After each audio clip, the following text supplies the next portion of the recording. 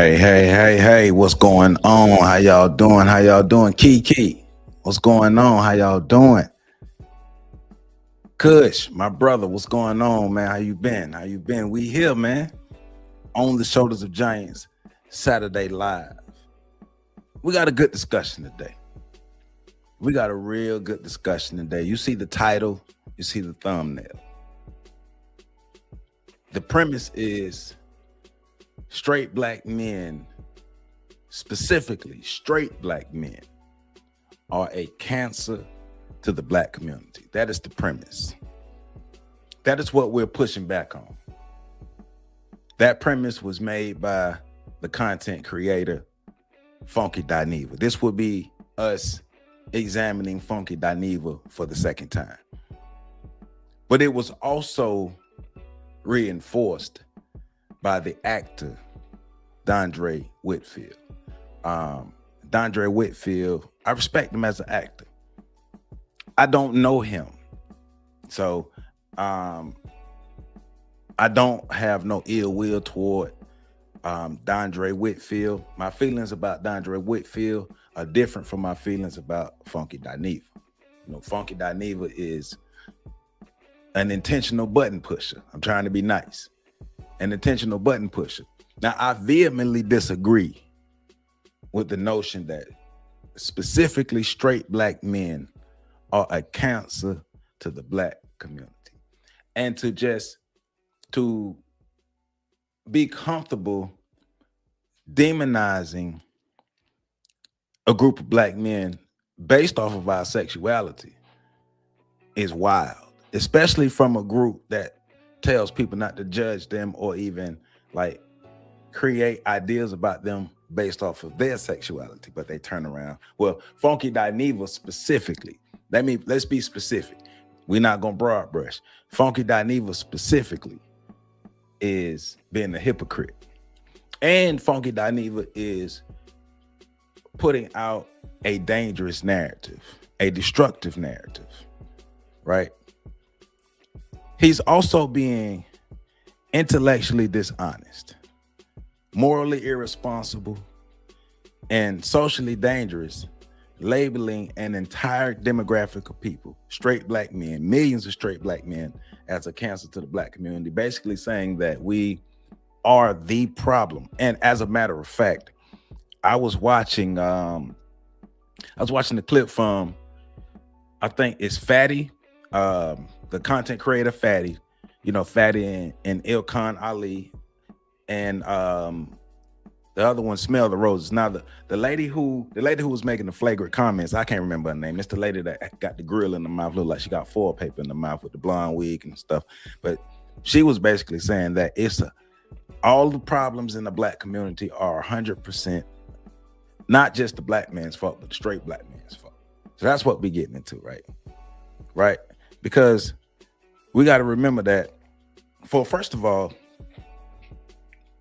criticism of negative behaviors of black men overall is valid. Even specific groups is valid, as long as it's based in truth. But collective condemnation of an entire group based off of how you feel is intellectually irresponsible. And we got to remember too, and you're going to see in the clip that we're going to watch, it is said then, and I'm going to say it now.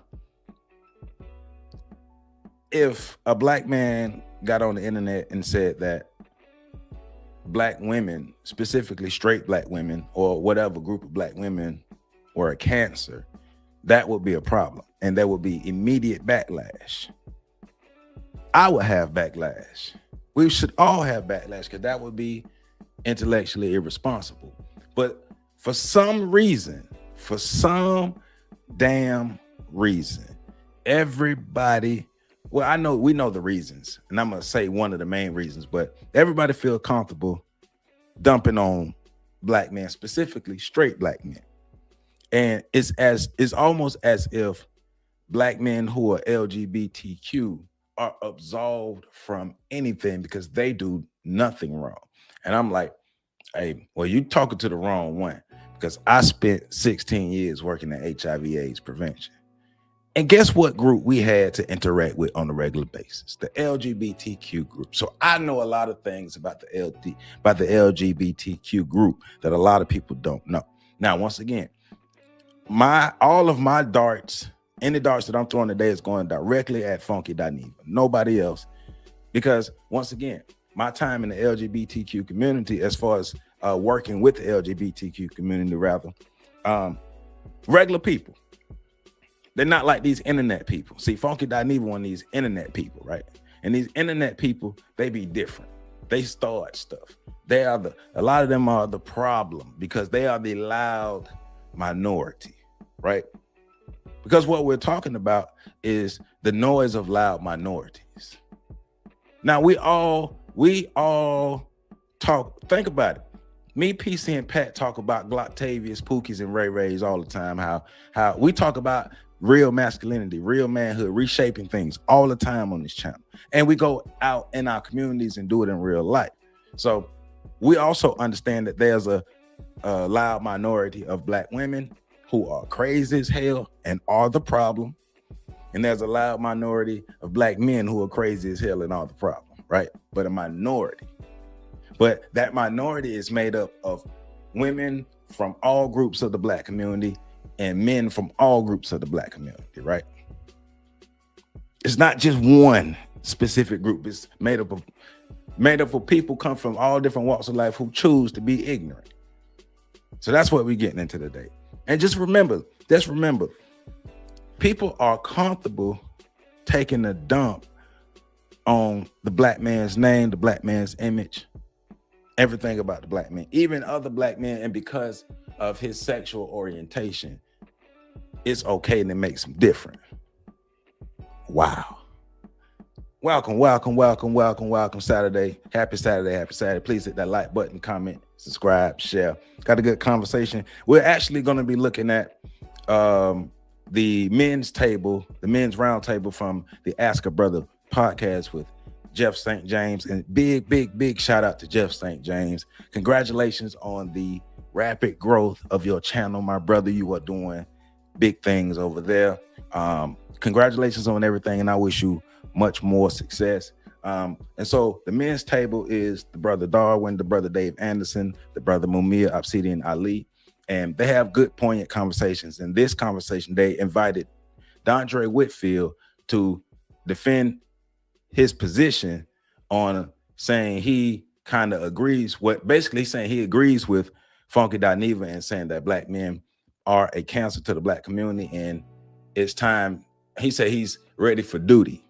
And as a man who's been ready for duty for the last 20 years, actually who's been reporting for duty for the last 20 years, he has a lot of talking points that I push back on.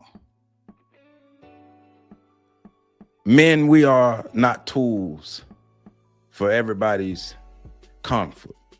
We need to say that. So we need to understand that how important it is for one, that Black men and Black women need to understand that we need each other, and how important it is for us to better understand each other, and so we can work together better. So that's one of my main missions, is for us to be able to understand each other better, but also these ideas of manhood that we have are very, very, very one-sided, very destructive. And I'm going to be pushing back on a lot of his ideas of manhood and things. So that's what we're getting into, man. So welcome to On the Shoulders of Giants. Please hit that like button, comment, subscribe, share, hit that hype button, all that. We up in here today. Says, then what do they want us? Then why do they want us around? Hey, well, that's what we getting into. That is what we getting into. And remember, this is so Black women didn't say this. So let me remember. Black women didn't say this. Funky.Neva said this. So all of the vitriol, none of the vitriol should go to Black women in this. In this particular case, none of the vitriol that we have, or none of the negative, whatever, pushback, whatever, should go to Black women. Black women didn't say any of this. This has nothing to do with Black women. This is Funky.Neva saying it, and Dondre Whitfield agreeing with it and saying we need to report for duty. So Terrell, what's going on, my brother? What's going on? So Kamar, yeah. Just being fair, Black women didn't say this. So, but remember, these are a lot of these LGBTQ men are the same ones that say they like straight men. So in that sense, they do want us around. Hey, but of course we know they don't like straight men. So I'm gonna go ahead and run my commercial real quick, and then we're gonna go ahead and jump straight into this thing. So yeah. So I told y'all I was gonna get my merch shop up and running. So I've got it. So I want to show y'all my merch shop. So this is it. So I got some hats. So I got my own Shoulders of Giants hats available for order. I have shirts. This supposed to be like a canvas, some kind of shirt, jersey shirt. I don't know why they got that design, but it's a jersey shirt. Somebody wanted. They got hoodies, regular shirts, heavy, what they call it, the heavy tee, tees for men's, unisex tees for women, everything. I got a mug. I gotta get this mug too. But this is the merch that I have available. See, I got my mug, I have my hats, and I have my apparel available. And all of that is, the links and stuff are below and connected to the video. So I got my merch shop up and running, been working on that for a minute in the background to get my merch shop up and running. So I got it up and running. So if you want to support the channel, get you some merch, it's all available. Links below and links attached to the video. Yeah. So today we're having a serious conversation about language, accountability, leadership, and the growing normalization of disrespect towards straight black men. Content creator Funky Dineva made a bold statement when he said that straight black men are a cancer to the black community. Actor Dondre Whitfield responded saying he agreed and called for men to clean up the community. Then Dondre went on the Ask a Brother podcast to explain and defend his position, which we will be reacting to and examining today. So let me be clear, right? I absolutely believe accountability matters. We talk about it all the time, and we give examples of us holding ourselves accountable, right? Us three on this channel, us people on this channel, right? There are black men making destructive decisions. We talk about that all the time, right? There are men abandoning their responsibilities. There are men hurting women, hurting children, hurting themselves, and hurting the community. Nobody denies that. Nobody ever denied that. We always talk about that. Like, we always talk about that, right? But what I reject completely is that the idea that straight black men as a whole are a cancer. That's bullshit. That statement is reckless, intellectually lazy, and emotionally inflammatory. And in my opinion, it mirrors some of the oldest anti-black male narratives in American history. It's repeating white supremacist talking points. Because when you label an entire group of people a cancer, you're no longer criticizing behavior. You're dehumanizing human beings. Think about who was included in that statement. The father working 2 jobs, the men mentoring youth, the brothers protecting neighborhoods, the black men driving trucks, serving in the military, teaching class, coaching football teams, starting businesses, caring for aging parents, and trying every day to survive in a system that has historically targeted them, right? Are they also a cancer? Am I a cancer? Am I a cancer to the black community as well? And see, this is part of the dangerous trend where broad attacks on straight black men are treated as acceptable public discourse. And I want people to really think about this honestly.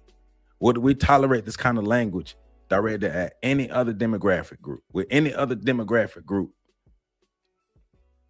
get this? Or if they got it, would it be okay, right? Would society accept someone saying black women are a cancer? We know the answer to that. Would society tolerate someone saying black gay men are a cancer? The protected groups, right? Remember, the protected groups, right? So why is collective degradation acceptable when it comes to straight black men? What comes to me is that these conversations often ignore larger systematic realities. It ignores mass incarceration, economic exclusion, underemployment, media stereotypes, broken educational systems, and decades of policies that destabilize black family structures. Instead, also let's remember, the black man, especially the straight black man, has never had power in America. And because we've never had power in America, we've always been in the position to catch all the darts thrown by every other group, including black women and including black men who represent alternative groups of black men. So today, I want us to move beyond emotional talking points and really examine the logic behind these arguments. I want us to ask, is this type of rhetoric helping the black community? Is this rhetoric creating healing? Or is it simply creating division, resentment, and humiliation?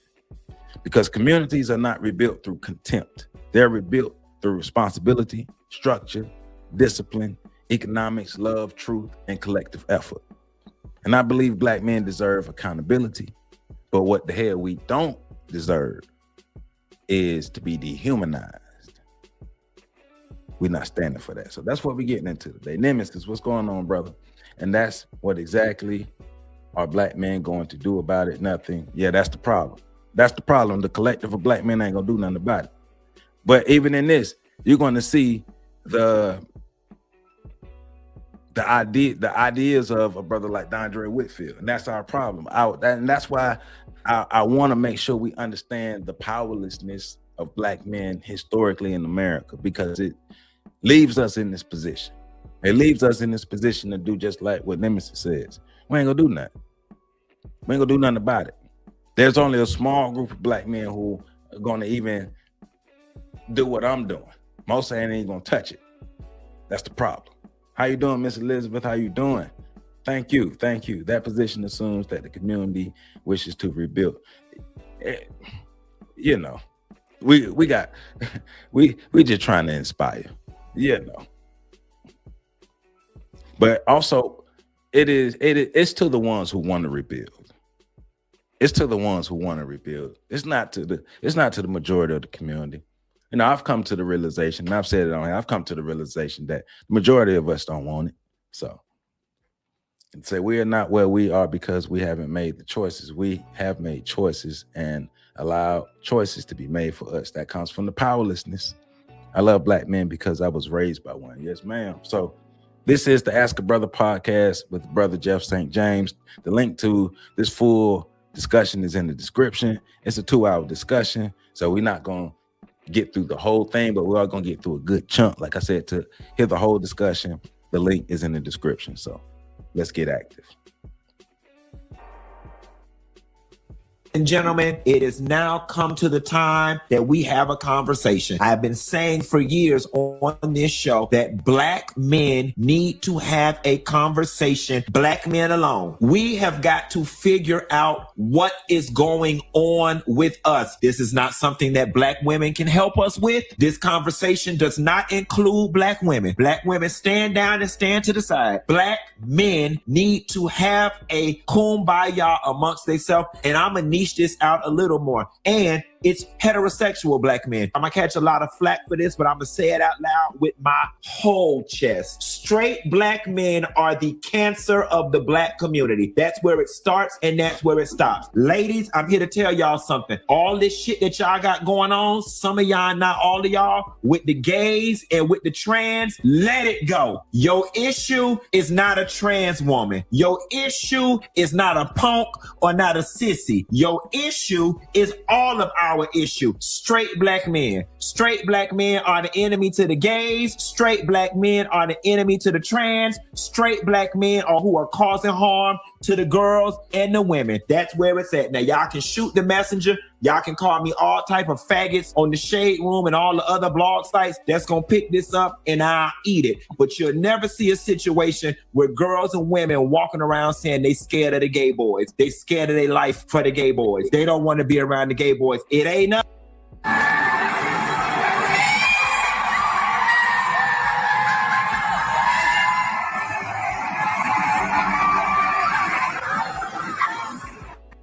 Tasha K, we've been good since Spoon's wedding. Somehow or another, you got a wild hair up your ass and decided, let me pick shit with Funky Dineva. And why? When people can't access you physically, they will try to access your emotions. Try to keep my peace with you, okay? But Tasha K, I want you to know this, and you can put this on record, okay? You can put this on record. The next time I publicly see you, I am going to walk up to you and I'm going to slap the shit out of you. And then I'm already just throw my setup and be ready to f your husband. And the sad part about it is I actually like your husband a lot. I have no problems with your husband. Hey. You, on the other hand, Tasha, you the same raggedy bitch that every time you see. So Atlanta people, how come every time somebody driving crazy, it's somebody with a Florida? You don't talk like that, nigga. Put some goddamn bass in your voice. Straight black men are a cancer to the black community. Straight black men are the cancer of the black community. Black men are the cancer of the black community. The comment that I dropped was that I agree. Before Dondre Whitfield get to his. Before Dondre Whitfield get to his piece, let's deal with what we've seen so far from Funky.Neva. Somebody asked, is he gay? Yeah, he is. He is. If you Google him, you can see, right? But the direct contradiction and everything. See, once again, I worked in HIV/AIDS for 16 years. So that means I had a peek into a window into the LGBTQ community. So I know a lot more than other people don't, right?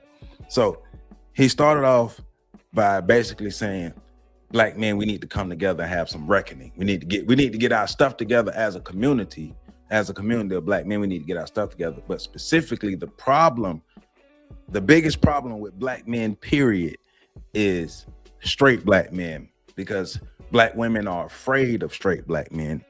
And you never hear black women going around saying that they're afraid of gay black men. And then it cuts to a clip of him physically threatening to assault a woman, Tasha K, a woman. But also, Google it right now. Look it up right now. Anywhere on the internet, you can see loads and loads of videos of gay black men fighting black women. I'm talking about beating the shit out of black women. Now, is that all gay black men? Nope. See, I got sense and I'm intellectually honest. But hypocrites like Funky.Neva, we literally just, let's run it back. Let's run it back.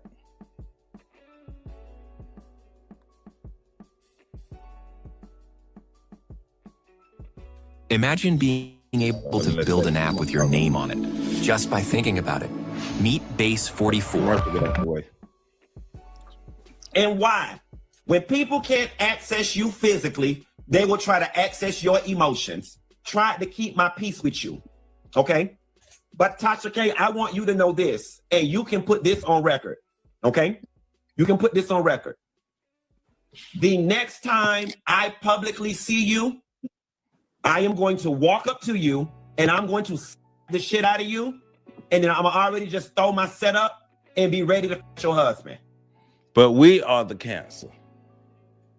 But specifically, so him having that and other stuff like that, verbally abusing, verbally attacking black women. Because remember, this is a gay man who chose to emulate the behavior and characteristics of low-level black women who have no control over themselves, the worst of black women, black females, rather. He chose to imitate black females rather than black women. And the delusion, because he doesn't see his behavior and behavior like similar behavior from other gay men, he don't see that as a problem. And I guess because he feels, because he identifies more with women and behavior, mentality and things, that it's okay. But as Renee is saying, the man is a man. He's a man. He's a man. If we want to be niche and specific, like he said, he's a gay black man. So this gay black man is making gay black men look very cancerous. Very cancerous. Very toxic, Elizabeth, very toxic, hypocritical. And maybe unknowingly, but if you ask me, knowingly pushing white supremacist rhetoric right? Because think about it, out of the gay black man and the straight black man, which one historically is the more docile? Which one historically is the one more so under the control of the overseers? Who's the one less likely to buck back against the system? Who's the one more likely to support the system? Because think about the Democratic arm of the system. Who are some of their biggest supporters? So Funky Dineva has discredited himself with his own words and his own actions. We are the cancer of the community, but it's okay for him to behave in such a manner. It's okay for a grown man to get on camera and say he's gonna cause physical harm by hitting a grown woman in her face because he don't like what she said. We are a cancer. Straight black men are a cancer, but he wants to fight a black woman basically because she made him feel some type of way. But we are a cancer, right? And remember, his statement, the collective guilt statement, it doesn't criticize specifically criminals. It doesn't criticize specifically abusers, absent fathers, misogynists, or destructive behavior. Basically, what he's saying is, if you're a straight black man, you have all of these behaviors and characteristics about yourself, but yet we see him on camera threatening physical harm, right? So, and remember, when he's saying straight black men are a cancer, he's talking about all type of positive black men. He's talking about all of us on here, all of us men on here. Talking about all of us. Also talking about fathers, pastors, men who go out and bust their ass for their family and their community. Teachers, coaches, husbands, business owners, activists, ordinary men who do day-to-day things to help make sure our community can be what it is, or whatever semblance of this community that we have. But it's bullshit to go out on a limb and make that broad statement. And then Dondre Whitfield comes in. So let's continue. And the sad part about it is, I actually like your husband a lot. I have no problems with your husband. You, on the other hand, Tasha, you the same raggedy bitch that every time you see. So Atlanta people, how come every time somebody driving crazy, it's somebody with a Florida? You don't talk like that, nigga. Put some goddamn bass in your voice. I'm trying to pay off your loan. Stop calling me. You sound like a psycho. I swear to God. I'm calling.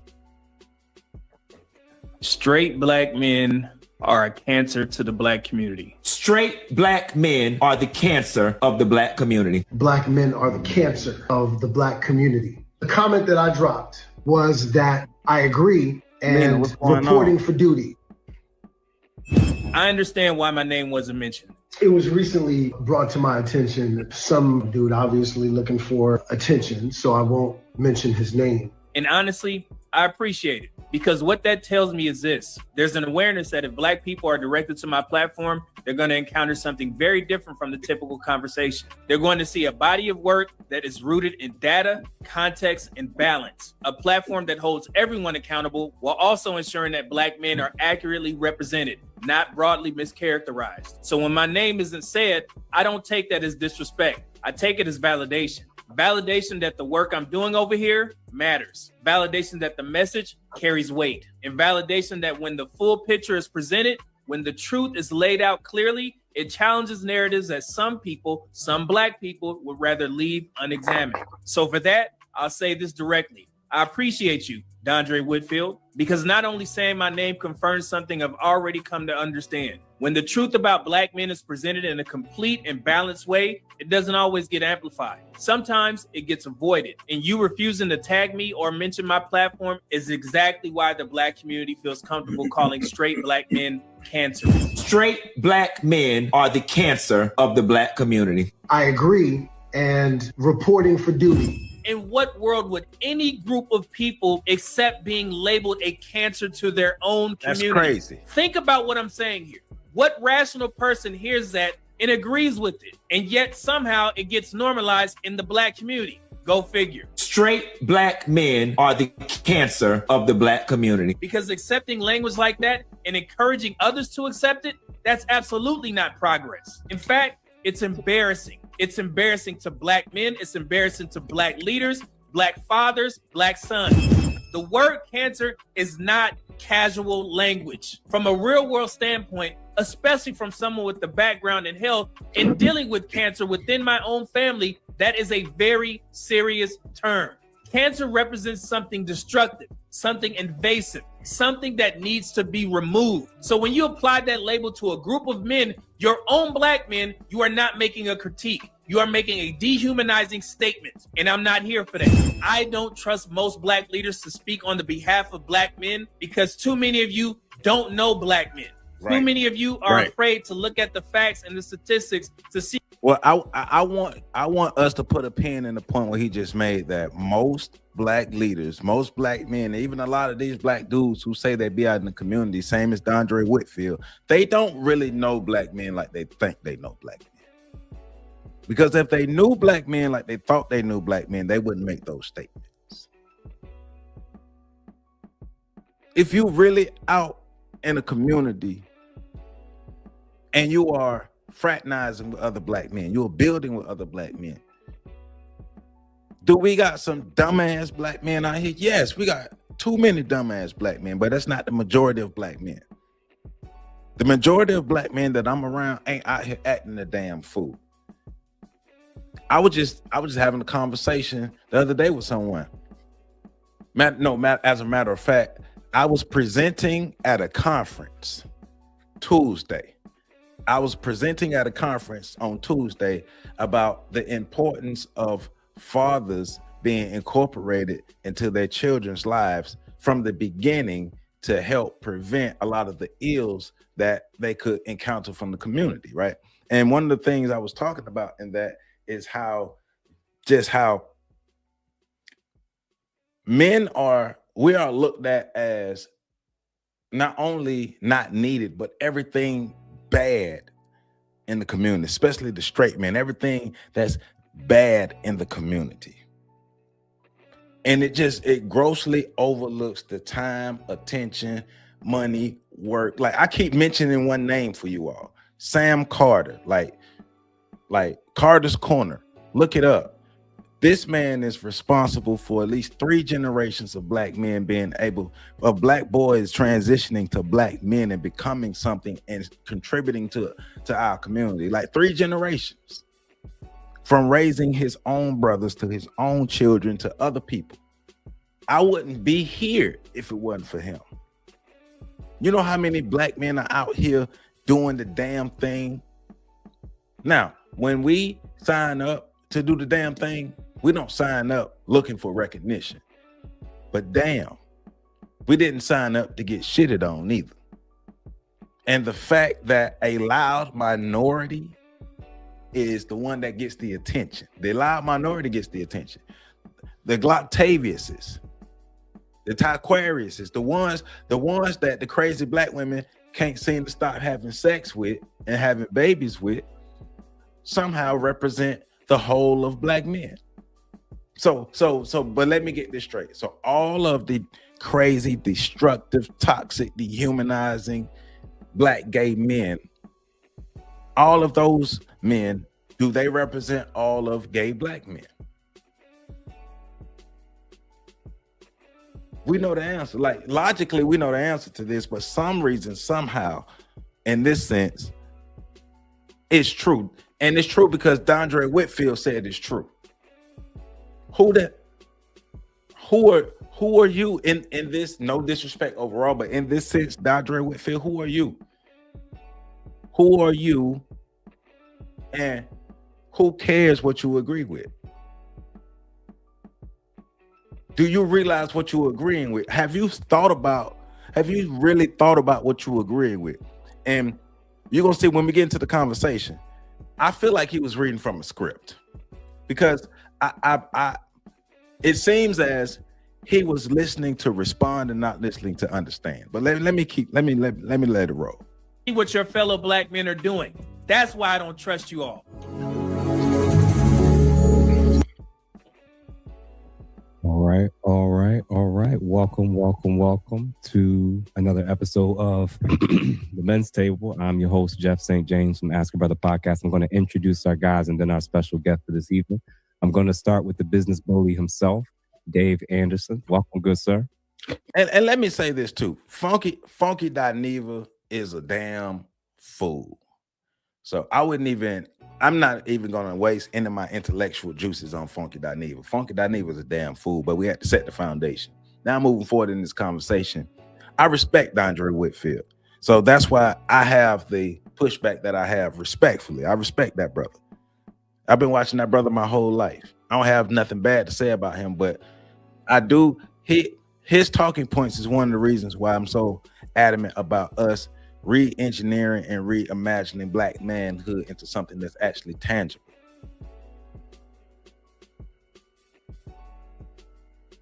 Right, metric. I have a problem with masculinity being seen. It's Black masculinity. I don't give a damn about nobody else's masculinity. I have a problem with Black masculinity being seen as a tool for everybody to use. That's a problem.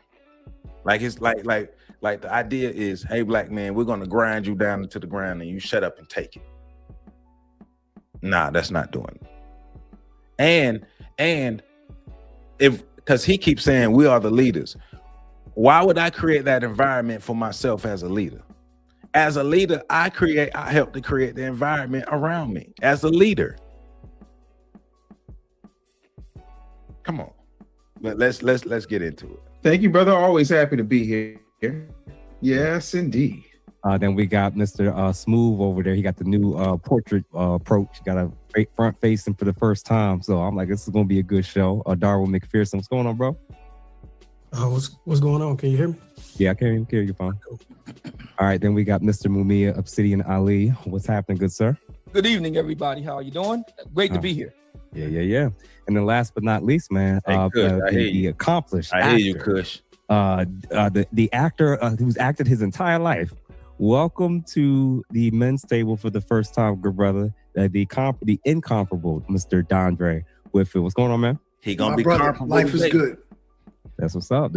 Now, for starters, before we even jump into the weeds of what we all thought about all those different clips, I'm just going to say to everybody that's currently watching, regardless of whatever channel or platform you're watching from, please make sure that you're subscribed and following all the gentlemen that you see on the screen. And if you're not a member of any of our channels or platforms, please make sure that you become a member. At least me and Dave, we got some cheap memberships for sure. And thank you to everybody that's been supporting this brand, supporting this new approach and panel that we've been building and putting together. It's all thanks to you all. So make sure we say again.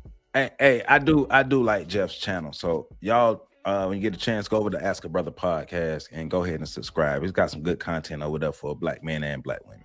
I don't agree with all the guests on there, but I do appreciate the plethora of ideas and things. So, and that you subscribe, that you like, and that you send to at least 2, 3, 4, even 5 people. And if you have a particular question, comment, or remark that you want us to highlight over the course of the show, make sure you hit that super chat button so that we do. Warf, Black men aren't the main reason the community is the way it is. That's bull. That's repeating the same old. Remember, if Black women if first of all, Black men have never been in charge of the Black community historically. Black men have never been in charge, fully in charge, or solely in charge of the Black community. Not one day in Black America. We are an egalitarian community. So that means Black men and Black women have both shared leadership responsibilities. So in that case, since Black women and Black women have both shared leadership responsibilities, there's shared blame on both sides. Our community is not set up like any other community, and these outdated ideas of masculinity and manhood that never existed in the Black man and the Black community as a whole need to go. It is not solely our fault. That is irresponsible. And Black women aren't children. Black women they're not missing chromosomes, and they're not children. If Black men have blame, it's 50% of the blame. Black women have the other 50% of the blame. They are adults as well.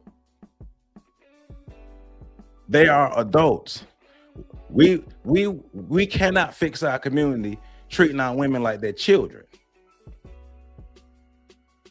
Where do we get off treating grown women like children and giving them the accountability of children, as if it's our fault that the women go out and choose to do the reckless things that they do? That's irresponsible. That's intellectually dishonest. It is not black men's fault. It is collective fault of the black community. And until we get that, our community will never move forward. It is a collective fault. Black women have just as much as blame as black men. Black men have just as much as blame as black women. Both black women and black men have failed the children. Both have. We got to stop the one-sided stuff. How has that ideology helped us move forward?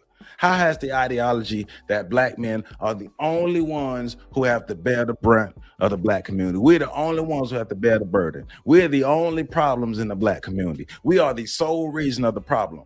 Bull. How? When we've never been in full control of the black community. How are we 100% of the problem and we've never been the true leaders of the black community? How? I want somebody to explain that to me. Please explain that to me. We got to change the way we think about ourselves as men. Bull. Hey, black women, y'all see this mess down here? You grab a scrub brush, and I'm gonna grab a scrub brush, and we both get on our knees and get down here and clean this floor up. This is a collective mess. Come on, man. Not missing. Oh man. Well, Mr. Whitfield, I'm gonna start with you, man. You have to. So it was wild for me to see that initial video from what's his name, Funky Dineva. Yeah, Funky Dineva. And I had a lot of competing thoughts in my head about why he narrowed down so specific. Warf, give me, and I'm sorry to keep stopping, give me a real life historical example of black. I'm not talking about men. We're not talking about no men from no other community, because we got to get some straightening. We're not talking about men from any other community. We're talking about black American men. ADOS, FBA, whatever you want to call it. Black men in America historically. Tell me the unfair advantage that black men in America have had, and back it up with facts, historical facts. Tell me the unfair advantage that black men have been given over women. Black men specifically in America. Because remember, this is what we're talking about. We're not talking about men as a whole. We're talking about the black community. So the black community specifically, black men specifically, what unfair advantage historically in America has black men had over black women? On black men being described as a cancer in the community, when I think about all the different issues that's contributing.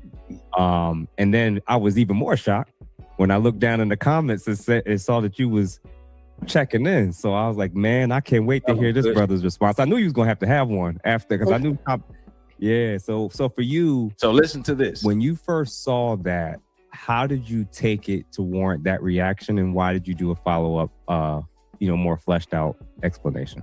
Yeah, so first, what we have to be able to define certain terms. In my book, Male versus Man, I talk about how males look to be served while men look to be of service. Pay attention. And unfortunately, not very many people understand the difference between those two. But we have to be able to understand where people are coming from. Just because someone says something doesn't mean they actually mean what they say. Many people speak this language, but very few people have command of it. So when he made that statement, I understood exactly what he was talking about. Unfortunately, black males look like black men. Why? They got hair on their face, they got pecs, they seem to carry themselves in a certain manner, they got the same physiques, but we are two completely different people. But in understanding what he was trying to convey, like I said in the post that I made following up on it, Black men step up and take responsibility for things that we don't even break. Mm-hmm. So when I talked about those things, I was being very specific about us as Black men. Yeah, we take responsibility for those things that we have no responsibility for. Now, the responsibility that Black men do have is that we have to help our young Black males and sometimes older Black males matriculate their way into manhood so that we can become the servant leaders that we were intended to become when we were created. So when I spoke to that, that was a very specific thing. Of course, I know the blowback that comes behind that, but that now opens up the conversation. What is meant by that? Our Black males aren't a cancer that we have to obliterate, but their behavior is very cancerous. That cancerous behavior kills so many things that are inside our community. It harms our women, it harms our children. So no, we don't have to annihilate our Black males, but what we have to do is we have to annihilate the behaviors that are cancerous to our community. And how do we do that? Again, giving them information and instruction that allows them to matriculate into manhood. Because Black men aren't the cancer of our community. We are the canteen of our community. Our community is dehydrated of manhood. And that manhood is the thing that resuscitates and restores our community. So when I said, yep, reporting for duty, it was because that's what men do. We report for duty in order to take responsibility for things, even the things that we aren't responsible for. And that, my friend, is the damn problem why Black America isn't moving forward. Because why are we responsible for other adults? Why are we supposed to be responsible for other? What ideology of manhood is he using? Also, so one of my questions is, all right, so what percentage of the black male population, what percentage of the Black male population are these Black males as opposed to Black men? And explain to me what percentage of the population is causing this cancerous behavior. Like what percentage?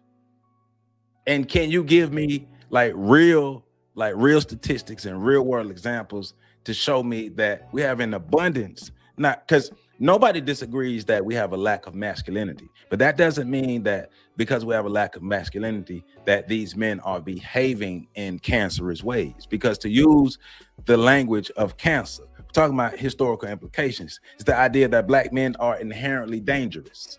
Straight Black men specifically. The idea that straight Black men are inherently dangerous, dysfunctional, violent, hypersexual, irresponsible, or socially destructive has deep roots in white supremacist propaganda. Now, remember, when we're talking about a lack of manness, lack of men, we're talking about men who can actually challenge the system of white supremacy. But that doesn't mean that because we're saying we have a lack of men that we're talking about dangerous people who are out here knocking people over the head, messing society up. We got men who are not going, we got males who are not going to challenge the system of white supremacy, but they're not out here being destructive. Now, we do have a loud minority of Black males who are destructive. The Pookies, the Ray Rays, the Glock Tavius, the Taquarius, it's all of them. We talk about them all the time. Right? But to act like that group is so large that it represents the greater portion of Black men is irresponsible. And if that is what he's saying, please show me that. Let me say, show it to me, like that, because this is, and that's why I started the show off the way I did. I don't want anybody to throw any darts at Black women. I don't want anybody to throw darts at Black women. Black women have nothing to do with this conversation. Funky Dineva and Dondre Whitfield are the targets. Don't throw any darts at Black women. Black women didn't say this. Now, do you have some Black females who agreed with it in the comments? Yes, of course. But we already know them. We already know that they hate men. We know we got the whole red pill section of YouTube of men who hate women, like the late bloomers who hate women, and we already know we got the women who hate men, right? But seriously, seriously, that's why I started to show off like that, because if we're being fair, Black women didn't say this. Funky Dineva said this. This has nothing to do with Black women. And if people don't get it, this how the gender war keeps going on, because people will hear it and then they'll, oh, Black women, no. Funky Dineva said this. This was the rhetoric of one gay Black male, and it was second by a heterosexual Black male who was Dondre Whitfield. What was your question? I was the first comment on this video. What was your question? Your first, whatever your hold on, let me see your name. Kwesi, I didn't see your first comment. If your comment was the first comment on this video, by the time I logged on, it wasn't on here anymore. I apologize for that. YouTube be tripping. Sometimes I will see a comment, and by the time I get going, it be gone. So could you post your original comment again? Yeah, I didn't see that. So, but yeah, I mean, like I say, this is Funky Dineva, right? But also just ideas of manhood and masculinity have to change. Like, trust me, and some of the gentlemen are going to say this. I'm a servant leader. Let me make myself big. All right. Joseph Ward, I am a servant first, and then a leader. Servant first.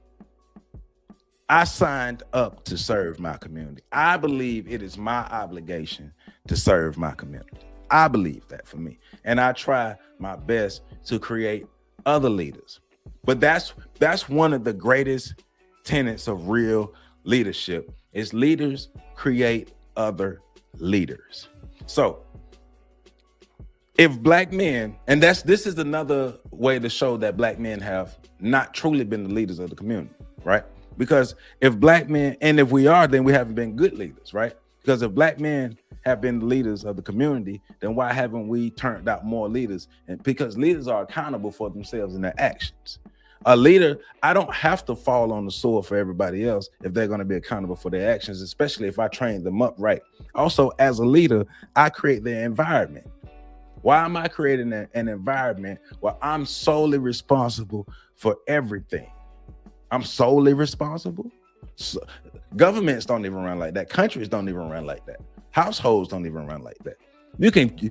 What's the use of having a team if you're gonna put all the stuff on you and just kill yourself? That's not real leadership. That's dictatorship.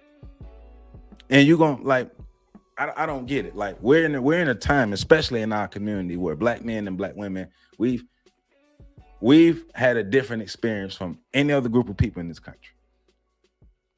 There has never been a time in American history where Black men had sole leadership of the community and was moving us forward, and things happened. If so, it would be different. If a lot of the tropes that we have about the community were true, our community would be different. I hear you, Dondre Whitfield. I hear you, but also remember, I'm in the community too. I'm in these streets too. I do work too. I hear you, and it sounds cliche. Sounds very, very, very cliche. But leaders create leaders. Leaders don't create children. Leaders don't create babies. Leaders don't create dependents. Leaders create leaders. And if we truly have been the leaders of our community, why haven't we taught our women to also be leaders in their own right? Come on. Elizabeth said, Black leaders have gotten lost in their own ego. We would need to humble ourselves enough to unite with one another. There you go. There you go. There you go. There you go. And see, Jens, that's why I say me personally. I'm a servant. That's why I say me personally. Everybody, it ain't for everybody. And Because just like a football team, everybody ain't supposed to do the same thing. So it's all good. It's all good. I definitely want to know everybody's thoughts on even the response and explanation from Dondre, Mr. Whitfield. I think I want to start with Mr. McPherson first.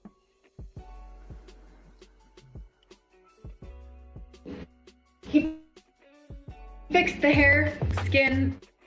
Now he's basically a walking green flag. Feels like a lot of pressure. Darwin, you're on mute. Okay, sorry about that. So I guess my only question. So whenever I hear stuff like this, I got a lot of questions because some of these clips they move so fast, you don't get a lot of context. Rarely do people elaborate because the algorithm is best suited for videos within 120 seconds. So one of the questions I had, and I think I posed it to Mr. Whitfield, if I can, when you say it's the behavior that is cancerous, which is worse, the cancer itself or the author or the person who orchestrates the cancer?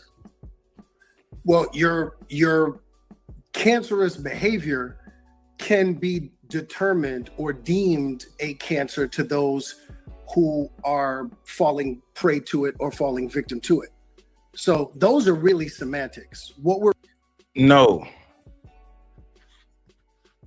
Like I said in the beginning, Dondre Whitfield was listening to respond and not listening to understand. He asked a specific question. He didn't play semantics. Darwin McPherson did not play semantics. And that's one of my problems with Dondre Whitfield's multiple responses throughout this interview is the brother didn't come to listen. The specific question that he asked was, what's worse, the cancer itself or the authors of the cancer? And he said, well, we're playing semantics. No, basically what Darwin is getting at is the behavior that Black people have. We're looking at it and we're not saying overlook it and don't be accountable for it, but he's trying to get him to look at, okay, who authored this behavior? We were socially engineered into these environments and this behavior patterns.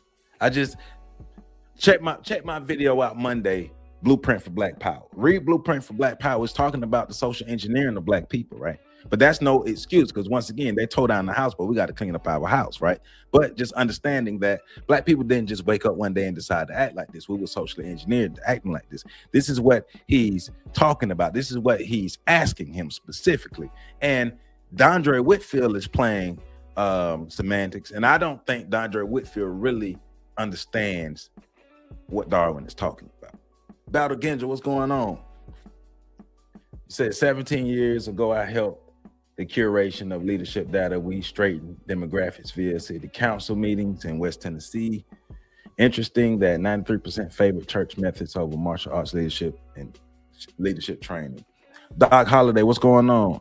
The topic is these Black men debating this are all closet. Oh, take your punk ass somewhere else then. Hold up. Okay, so Doc Holliday. So if you deem all of this as homosexual, why are you watching it and commenting on it? Nah, Doc Holliday, you want to be famous, you want to be funny. And of course you soft because you hide behind the picture, but you say the topic is gay and these Black men debating all closeted homosexuals, but you decide to comment on it. So what that mean about you, Doc? You like your booty hole played with, Doc? You must like your booty hole played with. If you saw it, tuned in, start listening, and then decide to comment, what that mean about you? Let me guess, you the dude that just peep your head in the gay clubs, huh? You don't go in and fraternize, you just peep your head in the gay clubs and comment on it, huh? Doc Holliday, you woke up this morning and decided to be stupid. I just want to let you know. That we all think that you now are a closeted homosexual. I just want to let you know. And you're being banned. But let's get back to the conversation. He said, Joseph, what the fuck does do ad keep playing the real time. I know some ads gonna be running. I ain't know they muting me like that. I don't know, man. YouTube be tripping, man. We're really talking about the behaviors that harm our women or that harm our children. And really, that comes on a number of different levels, right? So if a young brother doesn't have a navigation system in a man that gives him the kind of information and instruction that he needs in order to comport himself in a specific way that helps our community be what it's supposed to be, then those behaviors can be quite harmful. And so subsequently, those kinds of behaviors can be cancerous. And to some people who endure it, it can be deemed as a cancer. So what we're really talking about is one and the same. So no, it's not. He asked you a specific question and you went on a tangent because you wasn't listening. He asked you about the author of cancer versus the cancer itself, and you went on to talk about young men not having enough male role models in their life. Now, there are actually a lot of black men who are out here putting in work that men like him like to overlook, and then like to pump himself up, say I do this and I do that, but you like to overlook all the other black men who've been doing work way before you, and black men who are putting in work right now every day. Shout out to my man Merv Mateer out of Madison County, Florida, who's been putting in work with the Boys to King program for over 20 years. Like, there are men out here doing stuff, and they always want to focus on the small group of black men who are the crazies, because Funky Dineva said it. Now, let a straight black man go on the line and say something positive about straight black men. I want Dondre Whitfield to have the same type of energy and same type of response, but we know how that goes. So is the navigation system already given, or is that something that had to be passed down? Is that something that got to be trained or educated or conditioned? It has to be trained.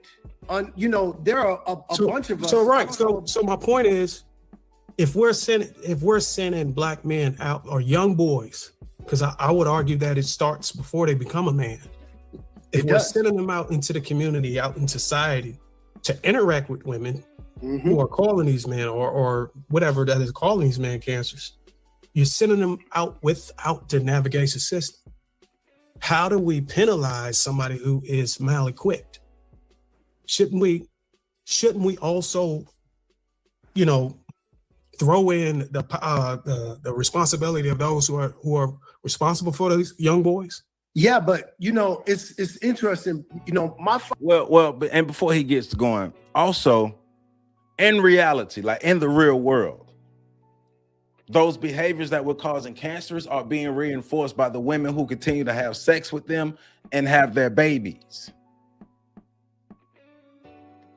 Let me make myself big real quick, because it's the intellectual dishonesty that I don't like from Dondre Whitfield, and the unrealisticness. I don't think he really in the community. I think he's in a community, but I don't think he's really in black communities that are really hurting and really suffering, right?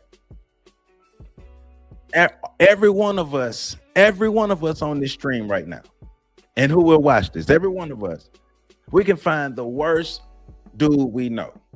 We can find the worst dude we know, and I bet you somebody having sex with him. I bet you somebody like him, some woman like him, somebody messing with him, right? Because on the flip side, in reality, do he realize that you have a whole group of women? Like, when I'm not talking about women who go to college. I'm talking about women who go seek higher education, who love these type of men, these cancerous men, they love these men. They help to reinforce their behavior. They continue to validate the behavior and all that stuff. Does he realize that happens? Because that happens in the real world, right? So, of course, once again, that's not the bulk of black men. That's not most black men, but that behavior is being reinforced. So on one end, you're telling us to go out and be leaders. Now, let's think about what they're talking about. They're talking about men who are going out with no navigation system. Specifically what they're talking about, men or young boys who go out into the world with no navigation system, no know-how, and then they run into these women, and these women reinforce the behavior. What are we talking about? And to be clear, that's not a large percentage of women, but it's enough percentage of black women who do that. And we can pull up all the videos online of all the women talking about they like thugs, scammers, and drug dealers over 9-to-5 workers. There are a lot of good black men with good navigation systems out here. And they are being overlooked in all aspects of life. Even in the contribution that they make to the community is being overlooked because everybody's only paying attention to the deviants, which is wild. My father went to prison. My father kidnapped me when I was 6 years old. My father went to prison for manslaughter when I was 13 years old. I have 2 biological children. But as I stated in my post and speaking about this particular topic, even though I only have 2 biological children, I have countless bonus children. And many of those children are young males who didn't have a navigation. Get in line, Dondre. Get in line. You're not doing anything special. Get in line.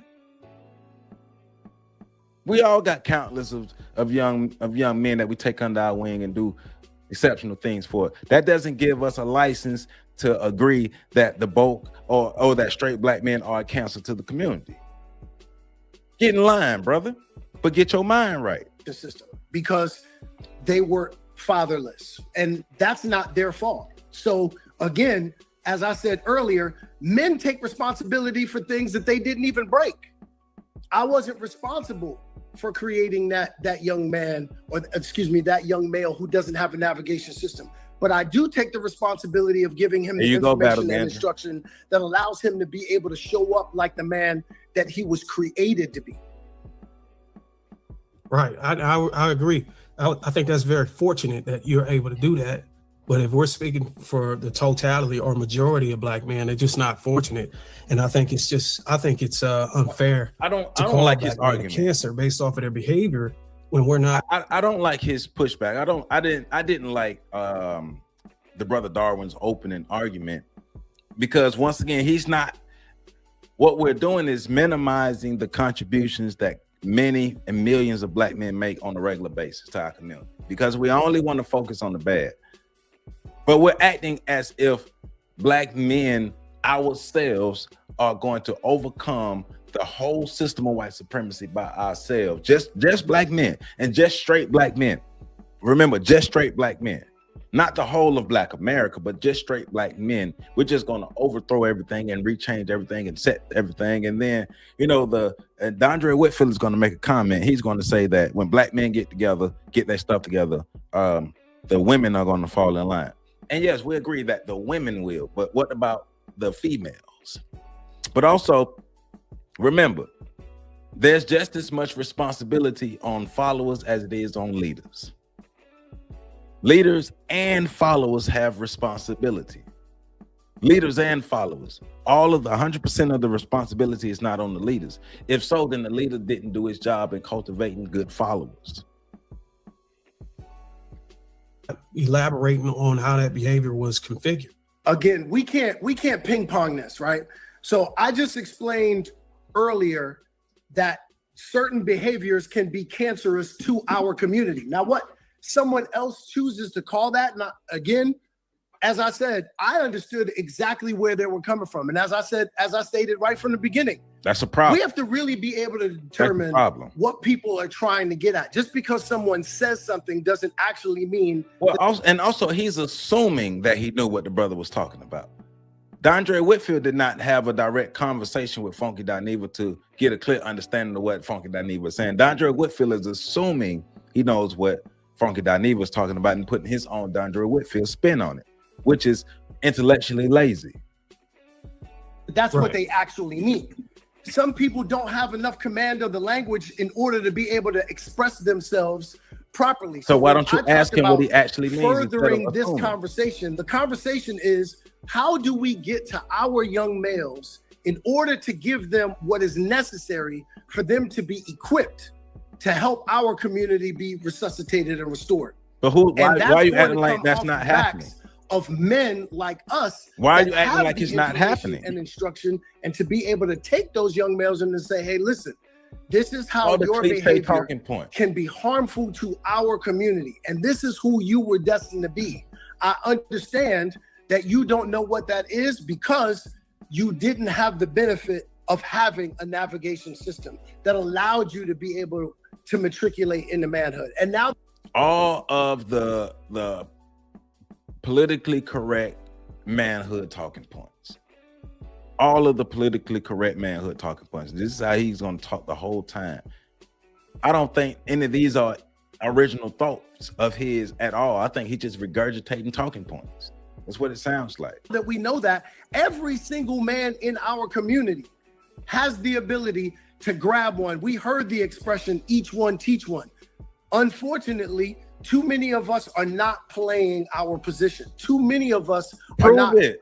Stop saying that. Stop saying that and prove it. That's what I want to happen. Stop saying that and prove it. Because every time you say that, you are shitting on black men who are putting in work. And then trying to act like he's the only one doing it. There are millions of black men out here putting in work. And I'm going to continue to say that. There are millions of black men out here putting in work. Millions of black men. Stop saying that. Stop acting like the majority of black men are just out here watching the community go to waste. Prove it. Prove it. Hey, look, Azuri. Azuri. You know what I'm saying?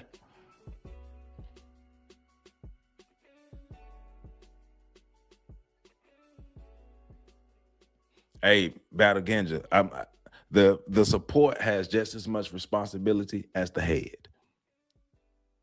And people don't seem to understand that. All right, well, let's try football terms. All right, let's try football terms. All right, let's try football terms. All right. Remember when the Kansas City Chiefs played the Philadelphia Eagles in the Super Bowl?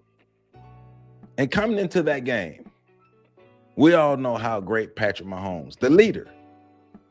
Patrick Mahomes is the leader. We all know how great he is and what all he could do and all that he puts in. But coming into that game, guess what? The Kansas City Chiefs had a weak offensive line and a non-existing running game. They could not run the ball and they could not block. But Patrick Mahomes is the leader, and Patrick Mahomes is great. He's everything. He is the best player in the league. So, but guess what? He wasn't good enough to overcome those deficiencies. He wasn't good enough to overcome an offensive line who couldn't block. He wasn't good enough to overcome a non-existing running game. He couldn't do it by himself. It takes a team. Racism is a team sport. It takes the team. And if we keep acting like it's only on the leaders, no, first of all, and stop saying the leader stuff. Stop saying the leader stuff. Black men and black women have both been in leadership positions, but yet we only like to acknowledge male leadership. We only like to acknowledge male leadership when things go wrong, but when things go right, we like to acknowledge female leadership. Why is that for the black community? For black men like that, weak black men.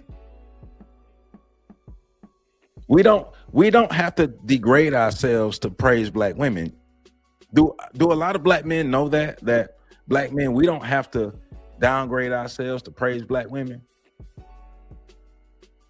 I praise black women all the time without demonizing black men.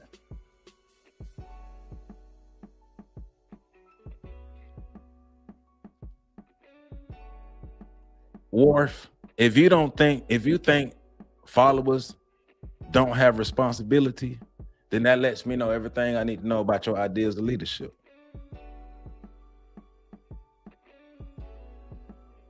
That lets me know everything that I need to know about your ideas of leadership.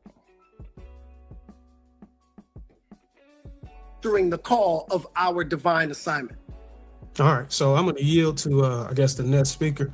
But hopefully we can get into the details of the specific behaviors that would trigger a narrative like this in the future of this conversation. Go ahead, Jeff. Yeah, I want Dave to come in next, but I want to read a couple super chats. And guys, if everybody's currently still watching, please make sure that you hit those super chats to support the brand, support the panel, support, all the different things we're trying to build, and especially if you have questions or comments. Quasi Sampson writes, 78, thank you for $4.99. Talk about how gay men try to claim a higher level of morality than straight black men. We'll definitely have a conversation about, the origins of that particular comment and some of the trends of men that happen to not be heterosexual having very strong opinions about heterosexual men, for sure. And just to make a quick point, Warf, you do understand followership is a choice. Followership is a voluntary choice. You do realize that, right? You do realize followership is a voluntary choice. So as a voluntary follower, because nobody makes somebody lead somebody. That's dictatorship. If I'm making you follow me, that's dictatorship. Followership is a choice. So if you choose to follow me, you damn right you have a responsibility. You damn right you have a responsibility. Or don't choose to follow me. D. Coldest Jenkins, thank you for the $2. Society wants black men and our boys buck broken. Yeah, we're going to have a conversation relating to that too in terms of this particular. Thank you for Mr. Philip Sadiq for the $5 as well. And then last but not least, Mr. X-Ray, thank you for the $10. What are the behaviors? I'm interested to know if it's criminal behavior or masculinity. Appreciate Brother Whitfield showing up. We'll definitely tap on that for sure in terms of what some of the concerning behaviors are. But Dave, why don't you go ahead and expound on what you've heard and seen so far? Yeah, but before I do that, Jeff, Dondre, I just want to tell you a few things. The first thing I want to say to you is, God bless you, brother. I have been a big fan of yours since you were Robert on the Cosby Show. My mom and Bill Cosby grew up together in the Richard Allen Projects. I love the majority of your work. I even love your taste in wives, bro. I am a huge fan of. He married to Sally Respectfully, I'm a married man. Like, people tell me I'm always beautiful all the time. What I'm saying is, see, that's the problem, Jeff. You and these sound effects, we're going to stop being disrespectful. We're going to have a nice, clean, orderly conversation. Sally Richardson Whitfield is one of the best directors, one of the best actresses, and one of the most dominant women in Hollywood, but people don't give her her flowers because y'all keep going, damn, she fine. I saw her in Posse. Be respectful. Be respectful. But no, in all seriousness, brother, I really appreciate you being here because this is not an easy room to be in. So first of all, welcome. This is easy for me to be in. Not yet. This is easy for me to be in, my brother. I'm glad you feel that way. I have so many questions. The first thing I want to ask you is, when you saw that particular clip of Funky Dineva contradicting himself after saying that black men are the cancer and the sissies, and his words, not mine, the sissies and the gay boys are not black women's problem, but he goes on to physically threaten, demean, and degrade a black broadcaster by calling her all. He's shaking his head down, but why didn't he respond to that? Why didn't he call that cancerous? He didn't make a video or any response calling that cancerous. Why not? Because he understood the consequences. Let's just be real about this at the end of the day. Dondre Whitfield has been in the public eye pretty much his whole life. He's been in front of the camera his whole life. Dondre Whitfield understood that if he would have went out and said Funky Dineva's behavior was cancerous, he would have had the LGBTQ community on his neck. Those who support that type of behavior, the whole community don't support that behavior, but those who support that ignorant stuff that Funky Dineva does, he knew they were going to be on his neck. He knew that this is the like Nemesis said earlier, this is the greatest response that black men are going to have for Dondre Whitfield. He knew that. He knew that there is little to no consequence for saying something like that about straight black men versus demonizing the behavior of Funky Dineva, who physically threatened Tasha K, who is a black woman. So let's just be real. Dondre Whitfield understands the landscape, and miss me with all that manhood stuff. Because if you're not willing to stand on truth, I question your manhood. Bryson says, damn, this was eye-opening because I am straight and in Atlanta and unapologetically straight, and I can see the dynamic you fellas speak on in this video. It gives me context and some understanding. I appreciate that. I appreciate that. I mean, and remember, specifically Funky Dineva, specifically Dondre Whitfield, specifically them two, but more so specifically Funky Dineva, but Dondre Whitfield because he's here. These two are the only two under the spotlight because they the one said it publicly. Dondre Whitfield seconded publicly. This is not a shot at the LGBTQ community as a whole. This is not a shot at gay black men as a whole. This is not a shot at black women. Don't have nothing to do with this. But these two men, the conversation, the ideas, but we know that this type of rhetoric flows through our community, which is a problem. Everybody's comfortable taking a dump on straight black men. Why is everybody so comfortable taking this dump on straight black men? Why is everybody comfortable lacking nuance when it comes to straight black men? But every other group of black people, every other subgroup of black people, we have to inject nuance, but not when it comes to straight black men. It's just cut and dry. You either good or you bad, and most black men are bad. That's what the idea is. So based off of Funky Dineva's behavior, would it be intelligent to assume that most gay black men behave the same way he does based off of his behavior? Would that be intelligent? Of course it wouldn't. But once again, you ain't got to deal with logic and intelligence when you're dealing with people who are full of emotions and just saying stuff. And so that's what my disappointment for DeAndre Whitfield comes. Bitches, and then saying that he is going to slap her when he sees her and then square up and fight her husband. Do you think that behavior in and of itself is cancerous? And if not, why not? Absolutely. Hold up. First of all, let's take a pause here. Mm-hmm. And I want all of my brothers to get this. And Jeff, I need you to redirect this room. No. Because I am not speaking on behalf of Funky Dineva. I'm not Funky Dineva's attorney. Right, Elizabeth. I'm not Funky Dineva's advocate. What Funky Dineva said about bringing harm to, I found it the irony of a person talking about how black males are the cancer of the community and accused us of having that cancerous behavior, and then actually displaying the very thing that is cancerous. Because I am certain not one of us in this room has ever threatened to slap a woman. So if you can make that distinguish that now, if you can make that determination now, why couldn't you make that determination on the camera and say, hey, well, and be specific. There are black men who have cancerous behavior in the community, but that's not the majority of black men. So now you want to do it, but why couldn't you do it then? Because it's less effective you doing it now. And your original words that went viral that you were responding to Funky Dineva is going to circulate more. It's going to be more destructive to the image of black men. Dondre Whitfield, you were not responsible with your words. As the man and the leader that you call yourself, you were not responsible. Why are you as a black man so comfortable taking a dump on yourself? Why are you so comfortable taking a dump on other black men? I never liked that. I never respected men who are so comfortable taking the dump on other black men, but they can always find a nuance when it comes to women, as if we're all not adults. When women do things that are not good, we're going to use the word cancerous. When some women do things that are cancerous, there's always an excuse for it. But they are adults. But when men do it, it's absolute. Something's wrong with them. Oh, Dondre trying to sell his book.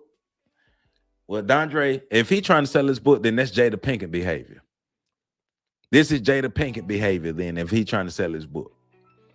See, I keep pointing it out, JW. All these people keep talking in combat concepts they don't even understand nor have the stance to rock on. People comfortable because we're coerced into passivity by the confused. Battle Ganser. You know you be on point, my brother. You know you be on point. Check out my Monday video. Matter of fact, check out my last Monday video. Check out my last Monday video. My brother Jeff, what's going on, my brother? Check out my last Monday video.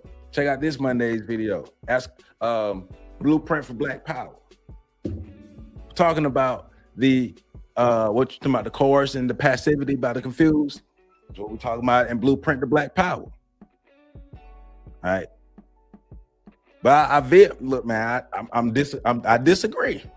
But let's go. Let's keep going. That was absolutely crazy.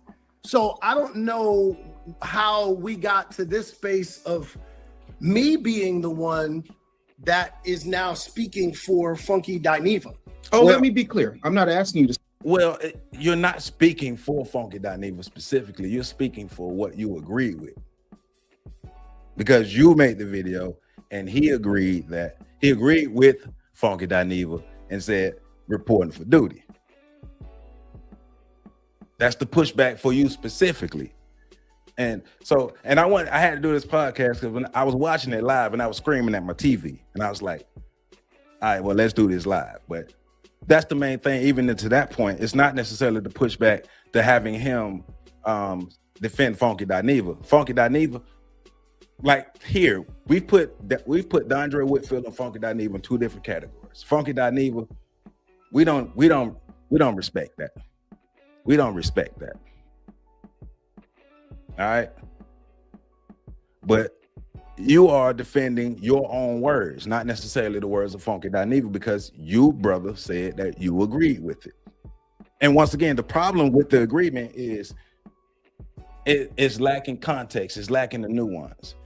Nobody ever said that 100% of black men were good. 100% black men didn't have no problems. Nobody ever said that. We've always acknowledged the Pookies, the Ray Rays, Ty Queries, all these. We've always acknowledged the degenerate black men with degenerate black behavior, but we always make sure we understood that does not represent the bulk of black men. That does not represent the bulk of straight black men. It doesn't. And to act like it does, and to say, because him saying he agreed is basically making it seem like the bulk of black men behave like that. And that's just not true. And if it is, please somebody prove it. And that's my biggest thing as black men. Once again, why as black men are we comfortable taking a dump on ourselves? Why? Why are we comfortable taking a dump on ourselves? Why do we constantly lack context and nuance when it comes to explaining what's happening with us? Like the question Darwin asked earlier that he didn't answer. Darwin asked a specific question. Darwin asked, because he talked about the cancer. So yes, we understand the cancer exists, but who is the progenitor of the cancer? Why does the cancer exist? What's the root of this cancer? He didn't answer that question. He went on to talk about, well, black men, we got to do this. And like, look, once again, you are preaching to the choir. I'm sure every brother on that panel, and even me and myself, my brother Patrick PC, you're preaching to the choir. You're preaching to black men who have dedicated their lives and their time to their community. You're preaching to the choir. I give my all to my community. Other black men give their all to their community. And it's disrespectful to all of us black men who give our heart, blood, and soul to our community. It's disrespectful to us to be lumped in with Aquarius and them, to act like we are also a part of the cancer based off of our sexuality. And that's the problem. It's based off of our sexuality. Once again, if any of these brothers, if any brother on this screen, including Dondre, if any brother on that screen would get on any camera at any time and say all gay black men are a cancer to any community, the firestorm would not stop. It would not stop. Black men, we have to re-engineer and reimagine black masculinity, because what we're doing right now ain't working. And I agree with one of the points that Mumia Obsidian Ali made earlier. I'm not signing up to be a grinding tool for anybody who doesn't appreciate what we bring to the community. Why are we signing up to be a grinding tool to just be worn out? That doesn't empower the community. That doesn't push the community forward. Black men and black women, if we don't learn to work together and fix our problems together, we will never progress. We will never move forward. We will never have anything that works for us, ever. Guess what? The house is messed up. White supremacy came in and knocked everything over. Hey, black women, y'all got that half, we get this half. We help y'all. We got to work together to clean this house up. It's not just on black men. And once again, show me the time or the era in America where black men have been solely in charge of the black community. Show it to me. Show it to me. In that respect, that means even if black men were, in that respect, black women still have a responsibility of cleaning up their behavior. Adults have to clean up their own behaviors. What are we talking about? The only behaviors thus adults are responsible for cleaning up is the children. Because if the children are crazy, that means we crazy. But come on, man. We got to do better. We got to look at ourselves as more than just tools to be used by our community. No man wants to sign up to just be used by their community and discarded to the side, and all of the goodness that we do often overlooked, and people only pay attention to the bad. Why do we, on both sides, for black men and black women, we love to only pay attention to the loud minority? Why? Man, I love this conversation. Hey, man, Jeff, you be having some good conversations, bro. You be having some good conversations. I've been here screaming at my TV, man. Speak for him. I'm asking so let me put it a different way. Or even speaking on his behalf. Not at all. First of all, you're your own man. Funky Dineva is his, her. I don't know his pronouns. His own person. Right. But what I'm saying is, do you have a daughter? Absolutely. I have two. Okay. One is 26. Yep. The other one is 11. Mine is 21. Right. So you know what it is, navigating that space from being Superman to being the father who has to watch his daughter go through life. No question. Right. And how even at our level, very handcuffing that could be, because all the Hollywood, all the money, all that stuff cannot stop her from the hurts that the world has for her. Right.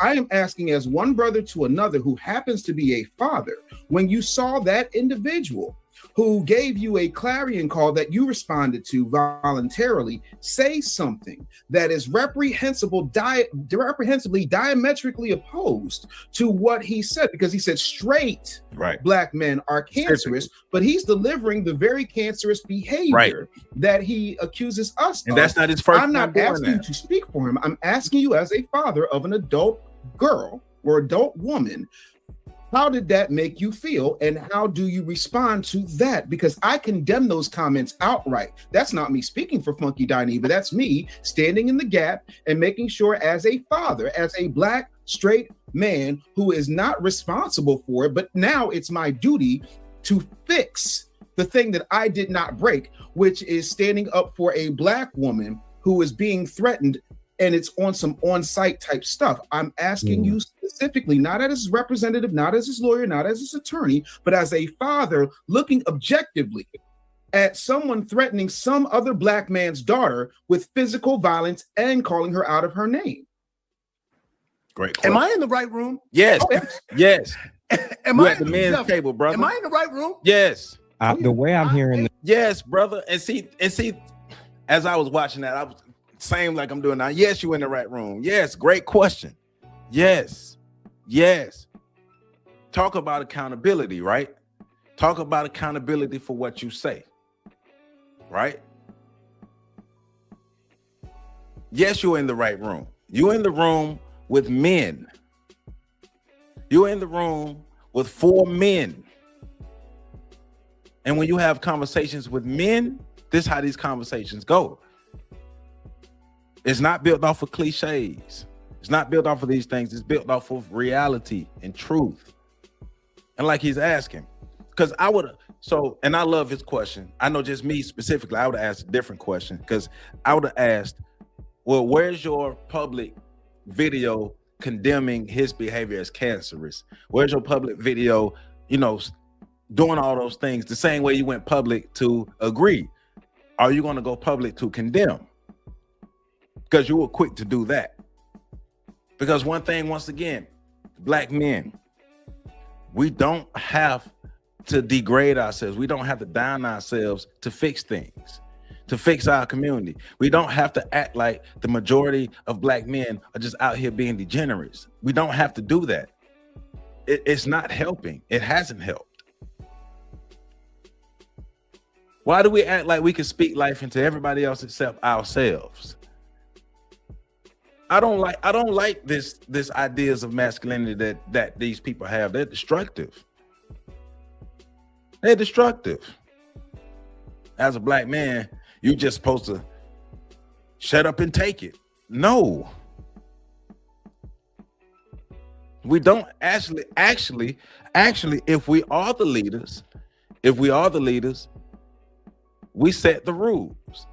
We set the standards. Last I checked, if you are the leaders, you set the rules and the standards. So why are we setting rules and standards for ourselves that's ultimately destructive for us? That lets me know that the ideas behind the rules and standards are not even rooted in our own ideologies.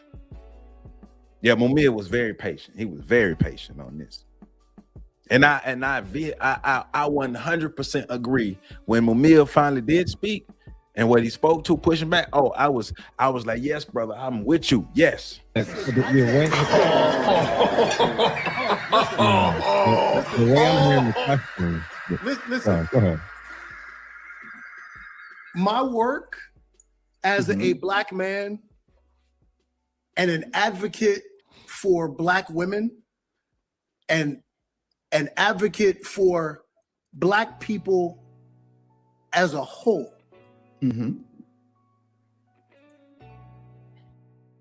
We have got to the point where literally anybody can build a fully working app without knowing how to code. This is based.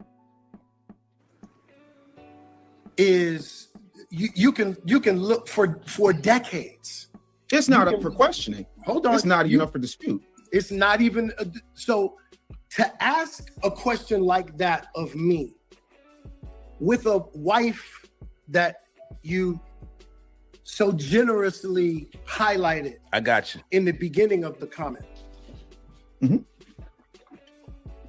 That we've been together for 28 years. Yes, sir. I have a 21-year-old daughter, and anyone knows that in the defense of the women in my life, that somebody's back would absolutely be broken in half if they even thought about threatening a woman in my life. That kind of question I take great offense to. Let me just say this. Okay. But to answer your question, I was more than offended by that comment. And absolutely, his behavior was beyond cancerous. And like I said earlier, I thought it was quite ironic that the person who started the question about straight black men would then go on to do what he did. So emphatically, let everyone be clear about that. And I hope that the conversation gets redirected or repositioned, because I really don't understand why that question would even be posed based on what my stance has been about black women and the black community. I'm very confused by it. It's not. I think there's a disconnect in the question in and of itself and how you're receiving it. So I apologize. Let me be clear.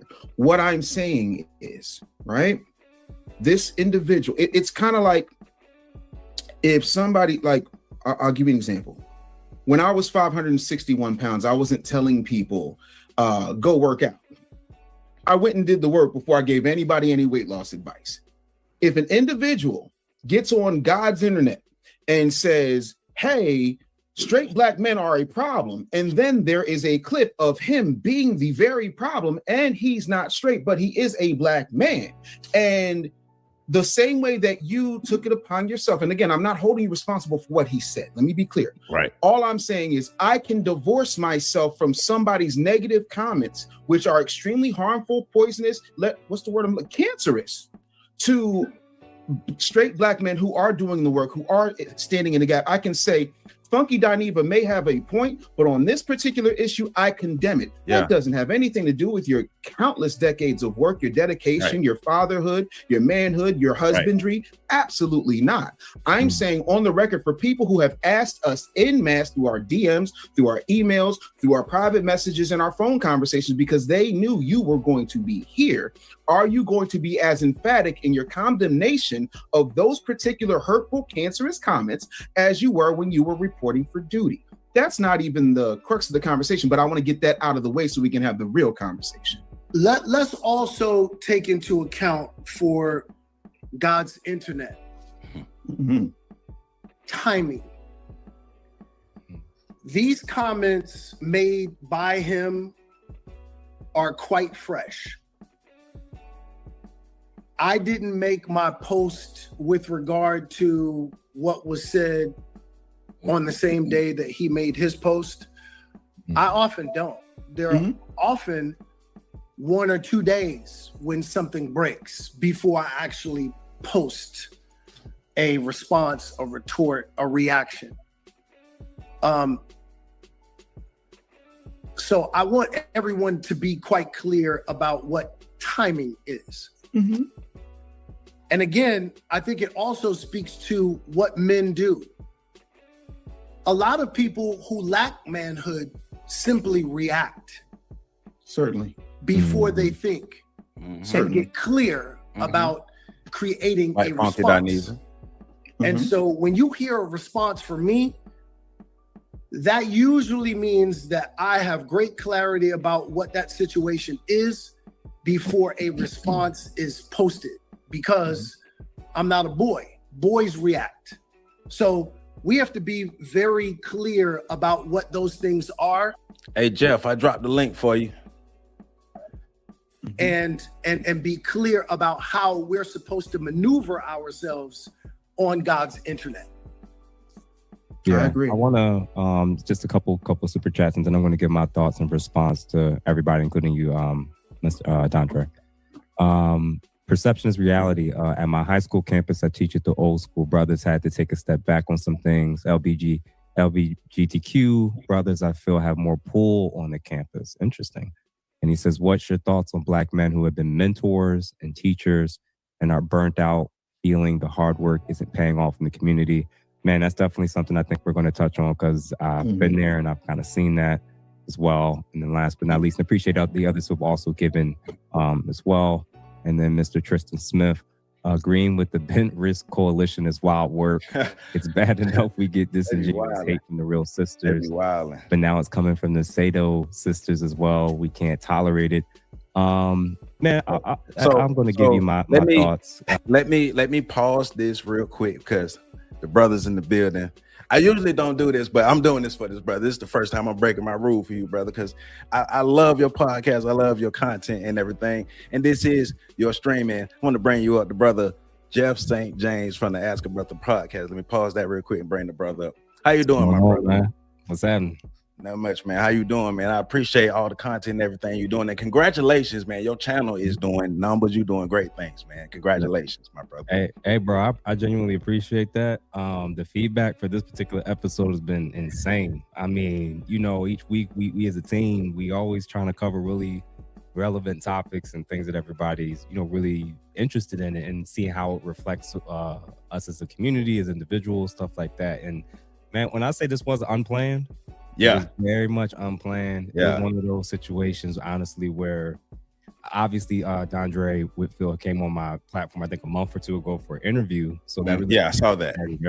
And then I saw, like everybody else saw, his initial comment, like, you know, checking in and saying like, this shit is okay. So, you know, my platform, I think, is designed to give people the space to just put their ideas out there. It's not always about whether I agree with them or not. Right. So it's really about, like, is there a space where people can just explain themselves and their viewpoints on it? And as a group, we was like, yeah, we're gonna do that. In hindsight, I would have done some stuff a little bit different. I think we would have had the questions in advance to everybody to make sure we were all on the same page. I think it came off in the way he reacted. It came off like, you know, he's under attack.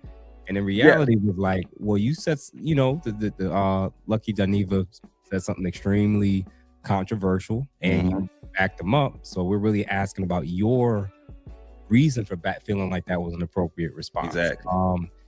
You know, questions were asked. Whether or not we actually got the answers that we asked for that's really up to the audience to decide. But you know, there was a lot of frustration, I think, also with not just him, but I think people feeling like we probably should have done so much more or said so much more in reaction and response. And the problem is that it was never set up as a debate. Yeah. It was supposed to be set up as a conversation of guys just sharing their thoughts and perspectives. And because he was our guest, he was going to get the bulk of the early attention to just hear, and he was a part of the story. So, you know, each guy took his turn asking questions, and just based off of that little short exchanges, you could see the tension. You could feel the tension. Yeah. A lot of people told me afterwards, they said that was the most tension they felt so far in any of our episodes. So I was like, I sensed that too. So I had to factor in, and I think this is the other thing that people don't realize, where it's like, well, you should have said this or you should have said that. And it's like, when it's not a debate and it's meant to be a conversation, you have to still factor in that this is a 2-hour show. Exactly. We've only been talking 30 minutes. And unless I want this show to end in the next 30 seconds, sometimes you have to, for the sake of the audience and the event, you have to factor in way more than just trying to win an argument. Exactly. I could have went into, listen, bro, I even in the small subtle ways that I was able to kind of cover certain things I knew was important, like flipping the script and being like, listen, man, if we said gay men or if we said black women were the cancer of the black community, I'd be deplatformed. I'd be called, you name it, all this stuff, right? And people would be trying to take and strip whatever they can from me. But he can say that and people champion it. And I'm arguing that the reason why they would be up against this because they feel like it would be a dehumanizing statement to call them, refer to them as cancer. Right. So I gave an example like that. I mentioned abortion at the end, right? We gave parallel examples to kind of show that there's a noticeable hypocrisy in terms of how we're consistently framed as the ones who are both to blame and the ones to only do anything. Right. So we had to do and cover all of that organically with no anything, and it's not even a debate. So we all had things in our heads that we probably wanted to discuss and talk about, but once you saw very early that he was interpreting everything as like an attack, and it went from like, oh, okay, he's thinking we're all against us. Yes. I got to make sure if he's going to stay for the next hour and a half, redirect it. We got to redirect this to a degree where it's less about him trying to explain himself, because he's doubled and quadrupled down on why he wants to stand behind it, no matter how many ways we're explaining this is bad, this is wrong, and this is white supremacist talking point territory. Right. He doubled down all the way through. So at that point, we're not going to beat a dead horse. He's, you know, he's feeling as though this is just all this offensive attack is on him. It makes no sense if we're going to keep talking. It makes sense for us to kind of let it be what it be. Right. He stood where he stood. And the rest of the conversation, honestly, was still really good, because I felt like we covered it to a pretty decent degree in terms of just the spectrum of what does us taking accountability look like? What does authority, what does responsibility look like if your authority is not respected in certain spaces, right? You know, so we're hearing people who push these things. And also, I have to recognize two things about the context of what's coming from people's emotions with this shit. If he came from an environment where he had a man step into his life as a child, which he said, and if since a child he's been involved and connected with Hollywood, his perspective and worldview when it comes to men stepping up and men taking responsibility even for things that is not their fault, even outside of their own homes or families. I see, and knowing the type of base of supporters he probably has, women. The idea that he could go but so far to talk about what women need to change or improve on, that's his echo chamber. Right, exactly. Like I don't live in that world where if the majority of women in the room disagree with me, I can't make money. Right. That doesn't exist. Right. Truth is truth, whether the women agree or not. It's very difficult, I think, for him in the position he's in, where he has a lot of clout status and a lot of other things.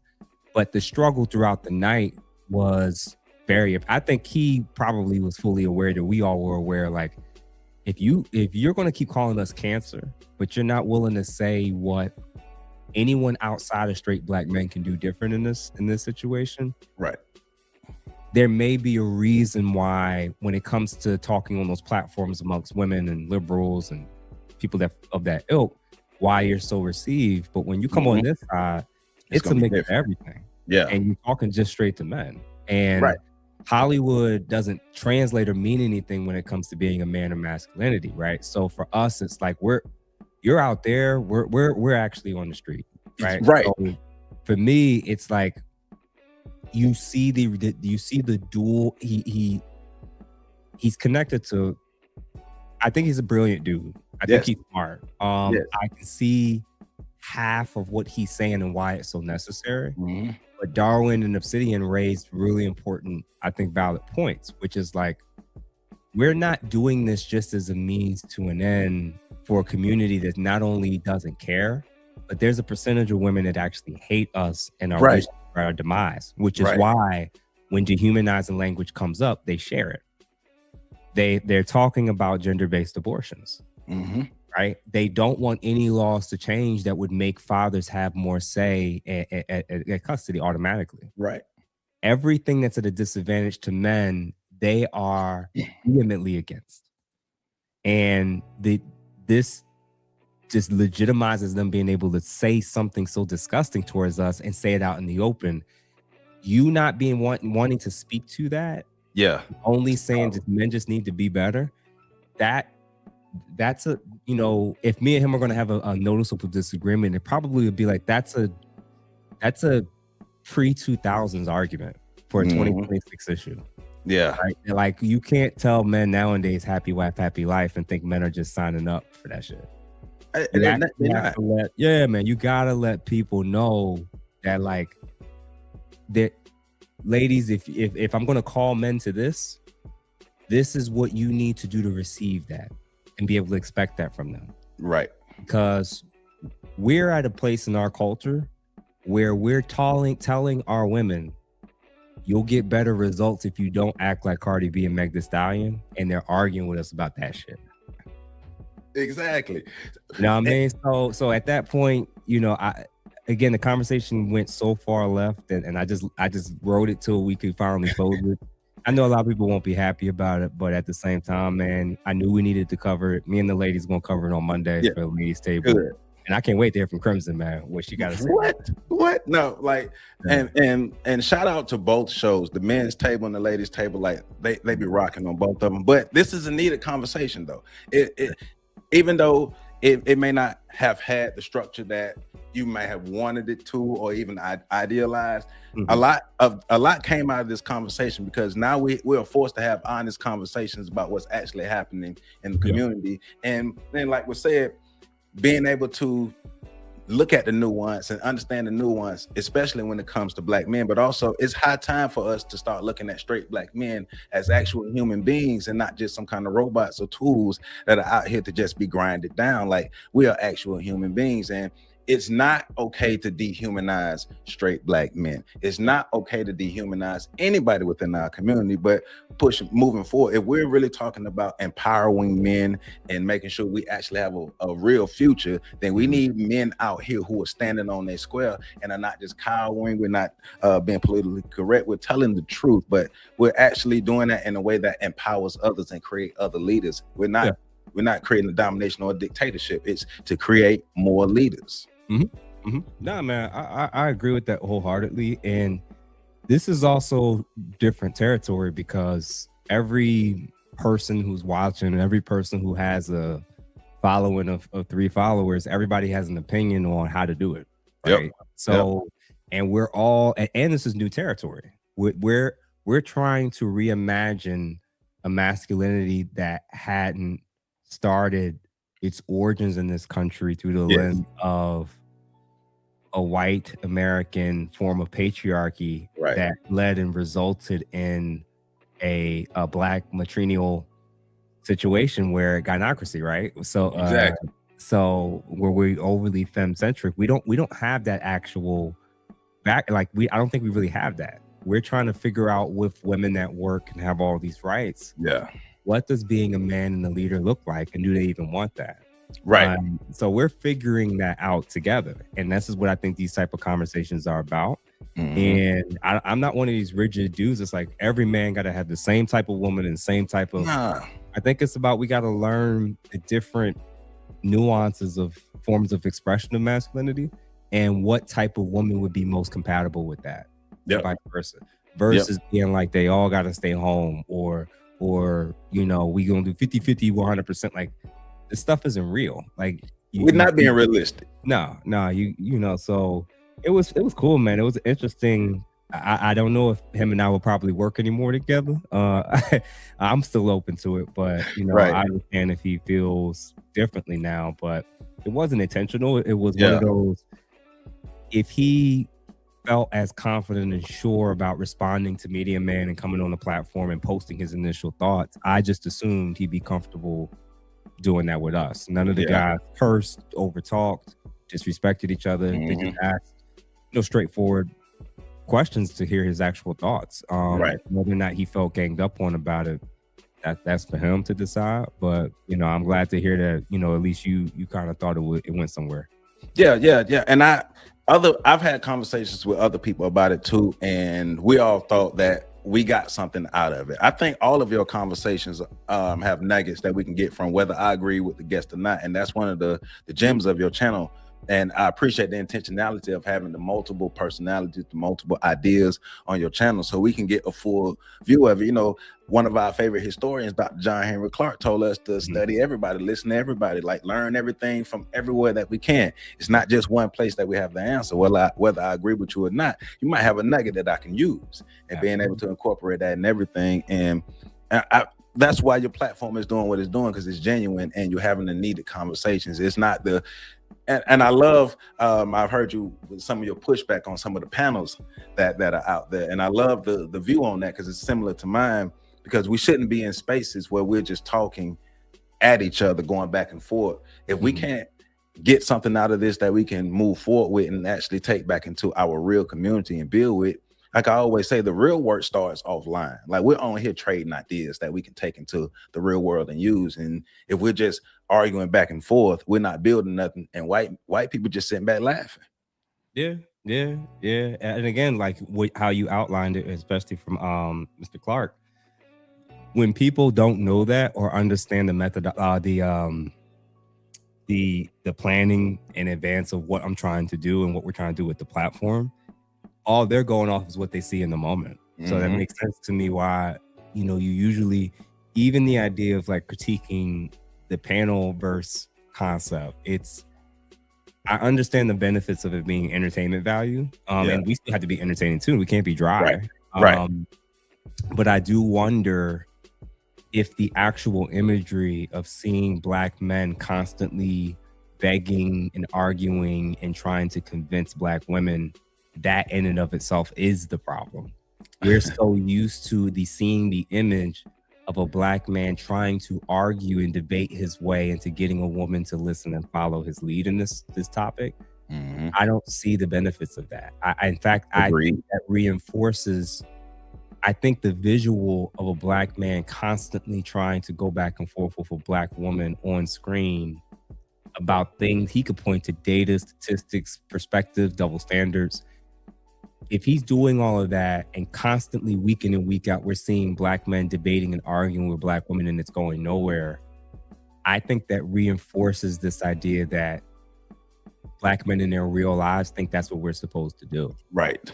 And is that reinforcing that position of weakness where they keep saying, where's all the real men? Where's all the leaders? And we keep arguing with women. Yeah. I'm like, I think that, I'm cool with different perspectives and listening, but I'm not convinced that any type of form of real masculinity requires you constantly arguing and debating with women. Right. And if we're saying that's missing, we're reinforcing the imagery that I think is conditioning us to act in the way that's not actually masculine, if that makes sense. Yeah, it's like we're trying to negotiate what true masculinity is and how it would operate within the dynamic of the male-female relationship. And why are we negotiating what masculinity is and we never spend time negotiating what femininity is? Like, Exactly. And the beauty of it is once you realize that's the cycle, and that cycle is reinforcing why we're stuck. When I started coming into this, and I was thinking about this before I launched, I realized I'll give you an example of not with gender, with race. Mm-hmm. If my view genuinely is that if I truly don't believe in white supremacy, like as a not whether or not there's positions of influence and power that whites have still over others, more so like I don't see white people as supremely over me. I just don't believe it. I just think that they just have the advantage in different things, but I don't see a white person to think they're superior. Right. I'm probably not going to debate that reality for me. If I really believe that we are here, and there's nothing to debate about. Right. And if I really believe that masculinity is meant to lead, then I'm not going to get into a pissing match with a woman or a male feminist. It doesn't make sense to me. If I genuinely believe that it's not just something that should be, but is, then that has to change the dynamic of how I even go about these types of conversations.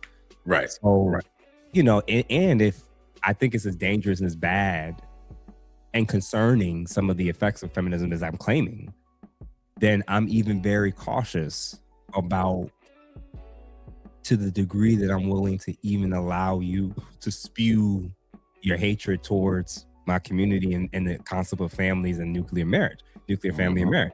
If I think that's so detrimental, I'm not going to have people who are so anti-family, children, men, marriage.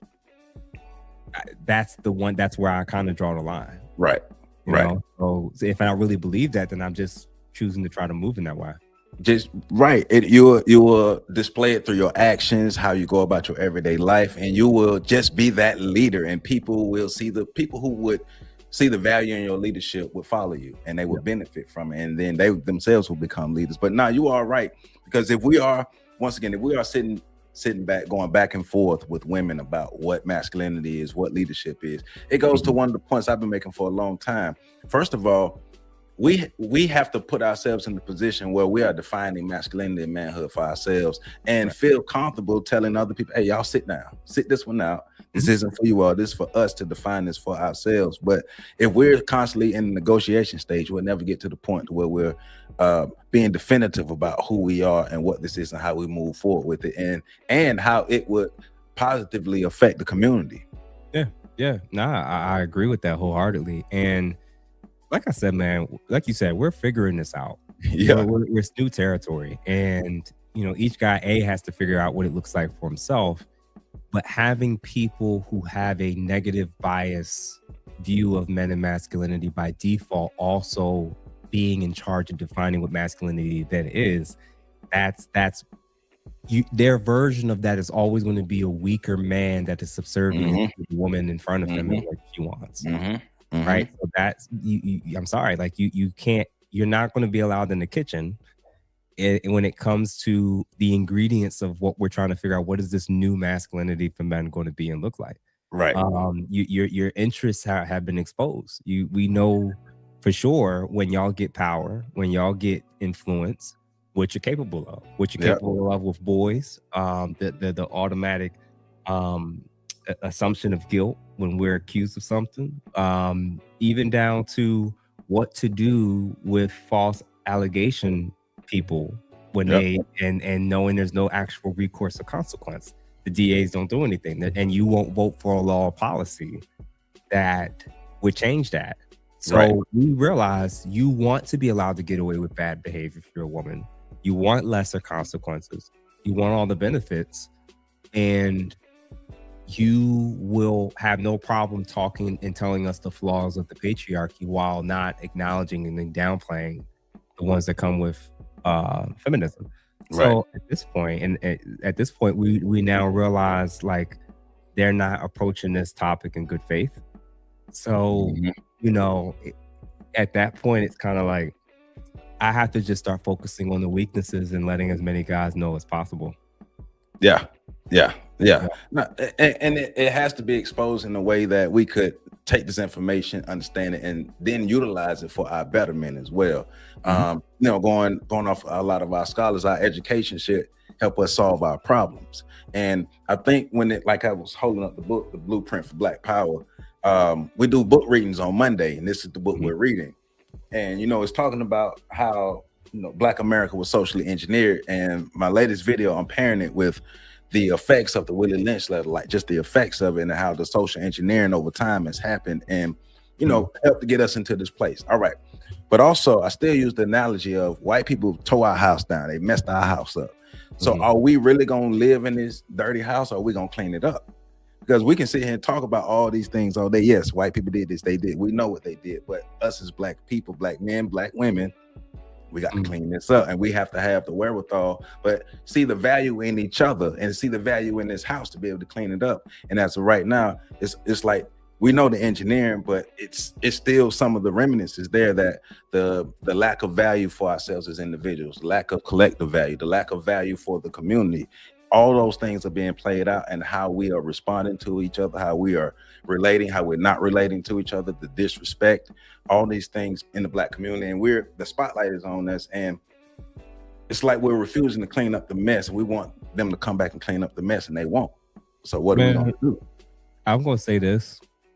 I do think same in terms of the same critique that I had when it came to some of the advice we were hearing that night on that panel from our guests.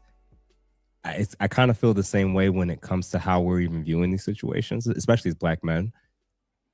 I've seen so many guys say this.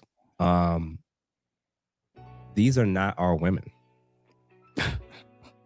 And I think that's when I say that, that doesn't mean I can't care about them or work with like-minded women who are open to still wanting to work with us. True. But this is the CIA's women. True. This is corporate America's women. This is HBCU like women. This is Hollywood and social media and Instagram's women.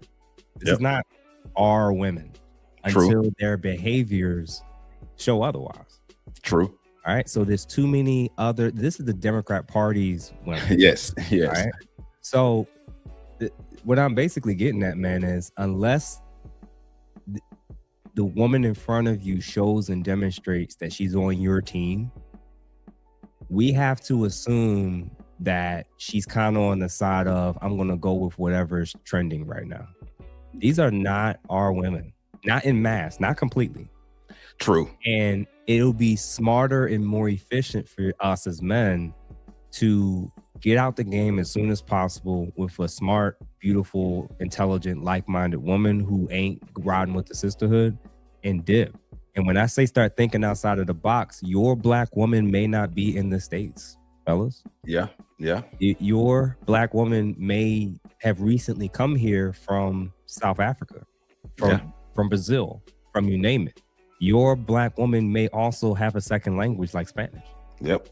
And we got to stop thinking that all of these women in this pool of different African slaves and Aborigines and all these other whatever we want to claim, you got to look at the mindset. Yep. There's not enough women with the right mindset. True. That hasn't been completely taken over by white feminism. So I think it's easier and better for us to just be like, listen, this is not our women. And in mass in general, there's probably some we can do life with and build with. And when we say start thinking outside the bubble, outside the box, if you still thinking about just the States, this is 1995 talking point. Yeah. We got to be thinking about, listen, if this country, if the country really is as racist and as anti-Black men, anti-Black this, anti-Black community, all that, if it's really all of that, you could spend the next 60 years trying to change the unchangeable with that. Or you could be like, let's take the education, money, skills that we have and figure out which country we can do this in. Because when World War II was wrapping up, a whole bunch of Nazi Germans went to Argentina, worked with the government out there, and they have their own territory. Mm-hmm. And it's all German. They speak German, and people can't just come up from the outside and think they're just gonna get a job and work. Right. You know how many poor countries would love Black American money right now? Look at here. We arguing about the house that they tore down here in the hood when we have insurance policies that say we can go anywhere. We can work remote. True. We can take skills abroad. We some of us are already retired and are on fixed incomes to where we can move anywhere in the world. Mm-hmm. That's probably what we should be talking about more so than the women here that will always be here and will die here and will be genetic dead ends. So we're just putting the game out there so guys wake up. Yeah. And for them to find like-minded Black women if they so choose that's here or abroad. And then, you know, you could always send stuff back here, but like it doesn't make sense to me. If you in the middle of a war zone, you keep trying to build a house. Don't make sense. Logically, like you got to follow the logic, and I always follow logic, and that's logical to me. So I don't have no pushback and no nothing. It's logical. And we have to do things that make sense for us. And if we're not doing things that make sense, what are we doing? Why are we doing? So yeah, no, I'm with you, man. So hey man, we got to have a longer conversation. We got to get together, man. Definitely got to get you on here, my brother. Listen, bro, I just wanted to come through to explain things because I haven't said anything to anybody since this episode went out. Okay. So I feel like, you know, with you with you covering this, I was like, let me just get this out there to this brother. And I appreciate you having me on. I'm about to go finish eating lunch. Yeah, man, I appreciate you, man. For sure.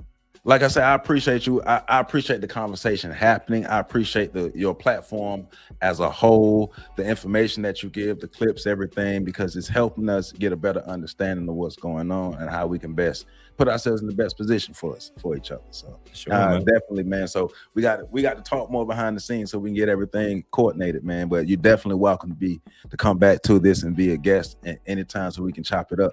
And congratulations on the success of your channel, my brother. Appreciate it, good brother. Thanks again. Yes, sir. See you later, my brother. Alrighty. All right.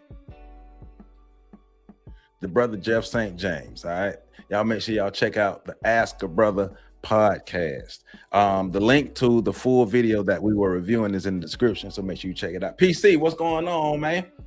What's going on, Will Justice, man?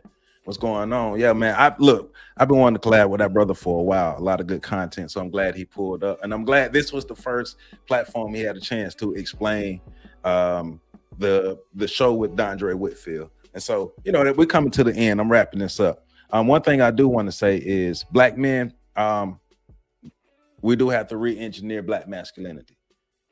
We do have to re-engineer Black manhood. Thank you, Renee. Thank you.